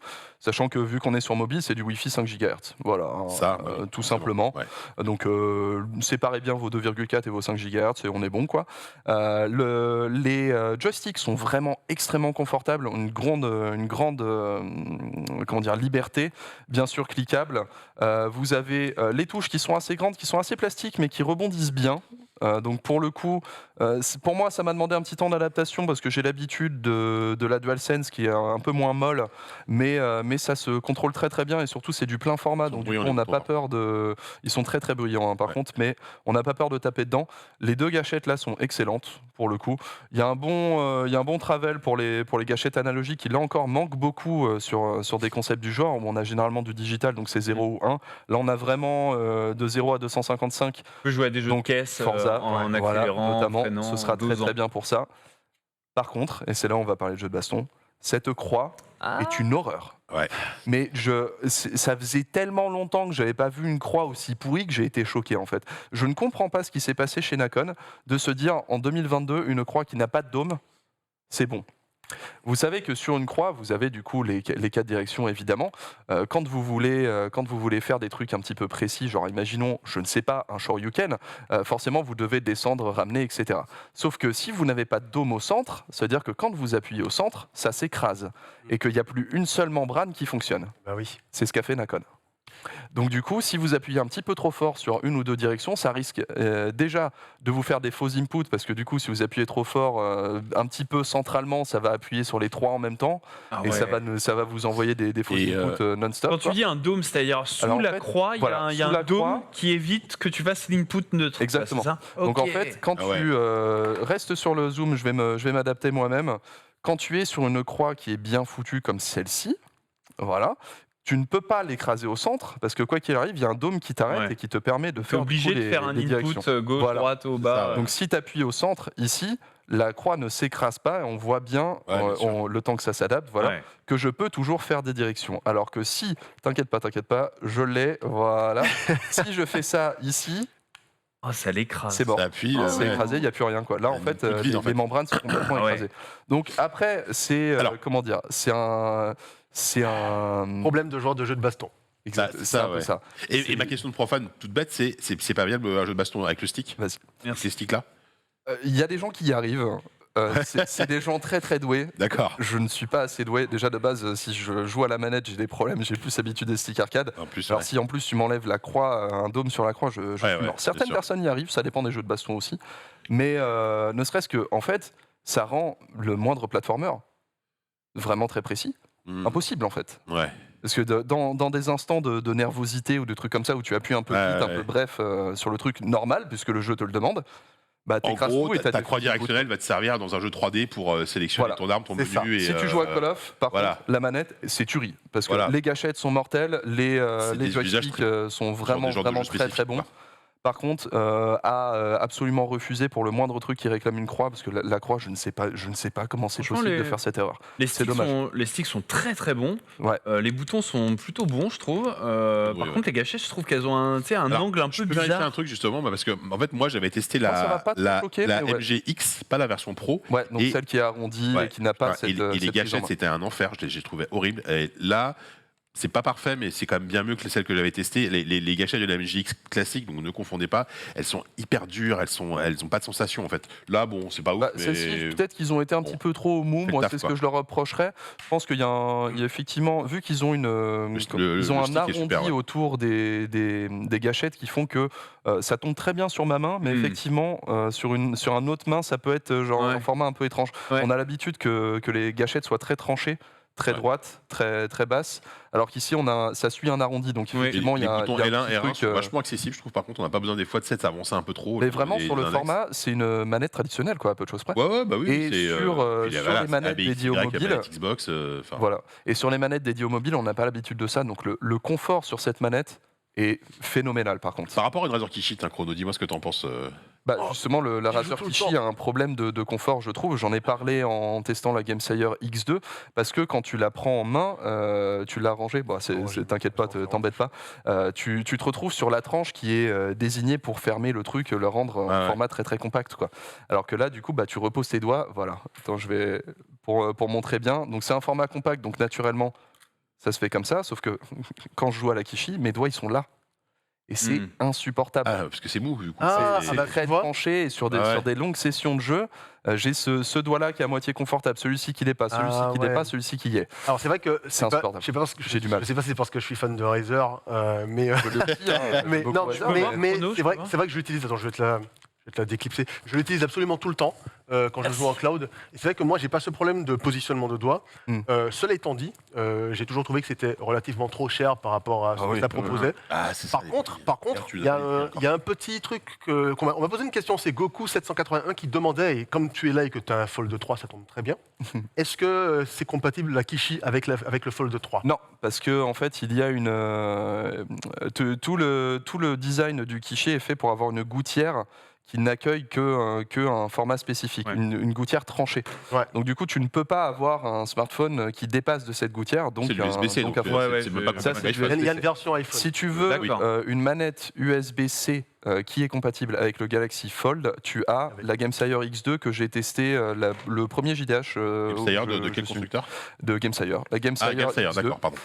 USB-C qui là sera compatible. Donc D'accord. du coup, en fait, c'est le grand avantage pour revenir à ce format-là de Nakon. C'est que déjà il est unique en son genre. Il n'y a pas d'autres, Oui. il n'y a pas vraiment d'autres alternatives qui soient aussi bien foutues parce qu'il y en a d'autres d'Ipega ou de trucs comme ça, mais c'est des constructeurs qui sont un peu viteuf, on va Ouais. dire. Là, quand même, c'est bien foutu et surtout, c'est confortable comme pas permis. Je peux jouer 3-4 heures dessus sans aucun problème, quoi. Du coup, quand je veux continuer un jeu PS5 ou un truc comme ça et que je suis chez mon daron, je me connecte à la PS5 en remote play avec ce truc-là. J'ai mon grand écran du Galaxy Fold 3 et je suis pépère. Mais ça va pas convenir à tout le monde, particulièrement en rapport à son prix, puisque cette Alors, voilà. manette-là, Attends, parce que alors je vais essayer de deviner, parce que moi, la MGX que j'avais testée, donc pas la Pro, Il y a 20 heures était d'autonomie, déjà à d'ailleurs, faut dire. 90 balles hein, quand même. Donc je trouvais ça un peu cher. Donc là, j'imagine qu'elle est plus chère. Elle est pas auto-chargée du coup. elle est pas auto-chargée du coup. Hein. C'est du Bluetooth et vous avez Et attends, le c'est- petit. Ah oui, bah oui. Le petit USB-C ici, par contre, c'est 20 heures d'autonomie, C'est donc bien, non, c'est pas mal. franchement, ça va. Hein. Tu les sens pas passer en fait les 20 heures. Ouais, ouais. Et surtout, elle tient bien la charge quand tu l'utilises pas, donc il n'y a pas de souci là-dessus. C'est de l'USB-C? C'est de l'USB-C. Ok, donc Petit port ça va. ici, un petit truc de connexion là, ça se fait en 5 secondes. C'est du X-Input, donc c'est reconnu par absolument tout le monde. Dans les faits, vous pouvez l'utiliser avec votre PC si vous n'avez pas de smartphone dedans, hein, parce que c'est une manette Bluetooth. Ah, tu peux même X-Input. t'en servir de manette. Donc voilà, si tu la mets, classique, alors si tu la mets dans ton sac, il te faut quand C'est même, bizarre, ouais. il te faut un sac. Hein, ça fait la taille d'une Nintendo Switch. Hein. Et tu peux pas la fermer plus quasiment, que ouais. ça. C'est l'avantage d'une Kishi, c'est que tu peux la fermer très très petite. Pourquoi la alors que Kishi, celle-ci, tu c'est peux faire mort. vraiment manette. Il y a un problème avec ton téléphone. J'ai Bah ouais, briqué je le sais pas. téléphone. T'as j'ai plus briqué le fait téléphone. planter le. J'ai jamais eu c'est de le soucis. 6. J'ai jamais eu de soucis. Il y a Il a Panta qui sorti arrive. l'iPhone de Panta à côté. Il s'est dit Je lui mets Dead Cells et en fait, il y a un. J'ai un joué fait 2 secondes, bizarre. j'ai cassé le téléphone. bravo Panta. Non, Franchement, mais on c'est t'a- pas grave. on t'en Non, non, mais invitera c'est pas grave. plus. c'est pas grave. Et voilà, Et, pour, alors attends, le prix, parce que moi, donc bah, la tu l'as plus ou moins. la MGX est à spoil, 90 du coup, balles, tu vois. donc on est à 150. Non. Oh la vache. Ah, bah, du coup, c'est presque bien que tu 120. dis ça. La petite dont tu parlais, effectivement, était à 89. Ouais, c'est ça. Celle-ci est à Ce qui est déjà très souvent 89. Le prix réel, c'est 99. Ah, donc elle est à peine Mais plus chère en fait. Légèrement plus cher, du coup, de 10 balles. Et Ok. surtout, le truc dont il faut être conscient, c'est que vous avez une version Xbox qui est vendue par le constructeur. Celle-là Donc c'est celle-ci. Ok. Sachez tout ce que ça change, c'est que c'est la couleur noire au lieu de gris clair que j'ai ici. Ouais. Et que très souvent, celle-ci, elle est vendue à 119, 129. Donc vous faites pas avoir, juste prenez la version oui. classique. Change C'est juste exactement la même Est-ce manette. et voilà. que dans la version Xbox, il n'y a pas. Tu sais, je sais que Xbox, quand ils ont des accords. Non, mais au-delà de ça. Celle-ci, c'est une touche Xbox au lieu d'être une Non, mais touche au-delà de basique ça. comme on a eu sur la Razer Kishi. Non, mais au-delà de ça, est-ce que c'est pas aussi la latence qui descend à 4 ms en Bluetooth? Ah, tu crois qu'il y a moins de latence? Ah bah parce que je sais que Xbox, dans les trucs qui sont licenciés Xbox, ah bah, Ouais. tu as une latence, tu peux descendre jusqu'à 4 ms en latence système minimum, alors que quand c'est pas licencié, bah, tu peux pas. Non, là pour le coup, c'est exactement le même modèle, mais en Ouais. noir et avec la touche Xbox. Parce que Comme ils ont fait avec la Kishi. Hein. D'accord. On t'en a parlé Donc, vite fait, mais donc là sur le chat, ils disent le lag en Bluetooth, globalement, ça va. Bah, Sur un jeu en local, hein, pas. Sur un jeu, dans le cloud, parce que Même dans le je l'ai cloud testé avec sur le ça, Fortnite, ouais. surtout. Dans le jeu local et dans le cloud, a priori, ce sera à peu près les mêmes performances pour peu que vous utilisiez un bon service de Ouais, cloud. ouais. J'ai joué à Shadow, j'ai joué à GeForce Now, j'ai joué à Forza sur le Game Pass. J'ai même testé un petit peu jeu de baston, même si je suis très mauvais à la manette. Ouais, Jamais eu de soucis. ok. Juste, il y a une petite latence. Mais t'en as pas conscience en jouant. Quand t'es dans ton jeu, et Devs Door passait tranquille, Bien donc sûr, ouais. ça va. Franchement, je suis pas choqué. Je préfère les manettes USB-C. Excuse-moi, je te coupe pour la dernière fois. Je préfère les manettes USB-C pour le cloud gaming quand même parce que qui dit USB-C dit Ouais. zéro latence. Mais si vous voulez le confort, celle-ci. Et, ouais, et attention, Grand ne king. confondez pas, parce que moi, la MG Pro, la MGX, pardon, je l'avais pas du tout aimé, et celle-là, la MGX Pro, qui est à peine plus chère finalement, Et qui a ce elle format. a l'air beaucoup plus intéressante. Voilà. Chrono, Très, pour très conclure, Je tu voulais, veux je voulais dire juste quelque dire un truc parce qu'on m'a posé 2-3 questions. chose Il reste 5 secondes, on est bon, vas-y. En fait, on m'a demandé si c'est que compatible avec le Pixel 6. Au début, j'ai eu du mal parce que je ne pensais que c'était pas le cas aussi, mais il suffit d'enlever le caoutchouc. Moi, j'ai enlevé le caoutchouc et du coup, ça rentre sans problème. Le bloc photo ne gêne pas. Bon, les mecs. Et deuxième chose, c'est que moi, je l'ai depuis août 2020 parce que je l'ai depuis la sortie, le Kishi, et Ok. elle est tombée, elle s'est fendue ici et elle fonctionne comme au premier jour. Eh ben écoute, formidable, Putain, on va moi je lis conclure des trucs et là-dessus. toi t'enlèves des. C'était resté bloqué quoi. Ouais, ça m'est arrivé aussi. Ouais. Bon, merci à tous pour ce JDH très Merci, console, Panta. très manette et tout. Ça me fait plaisir. Merci Panta, merci Otaxu, Un merci plaisir. Chrono. On se donne rendez-vous dans une semaine avec un peut-être Melinda qui sera de retour, peut-être Pépé, on ne sait pas. Dans un instant, c'est le récap. Donc restez sur le stream. À bientôt. Ciao.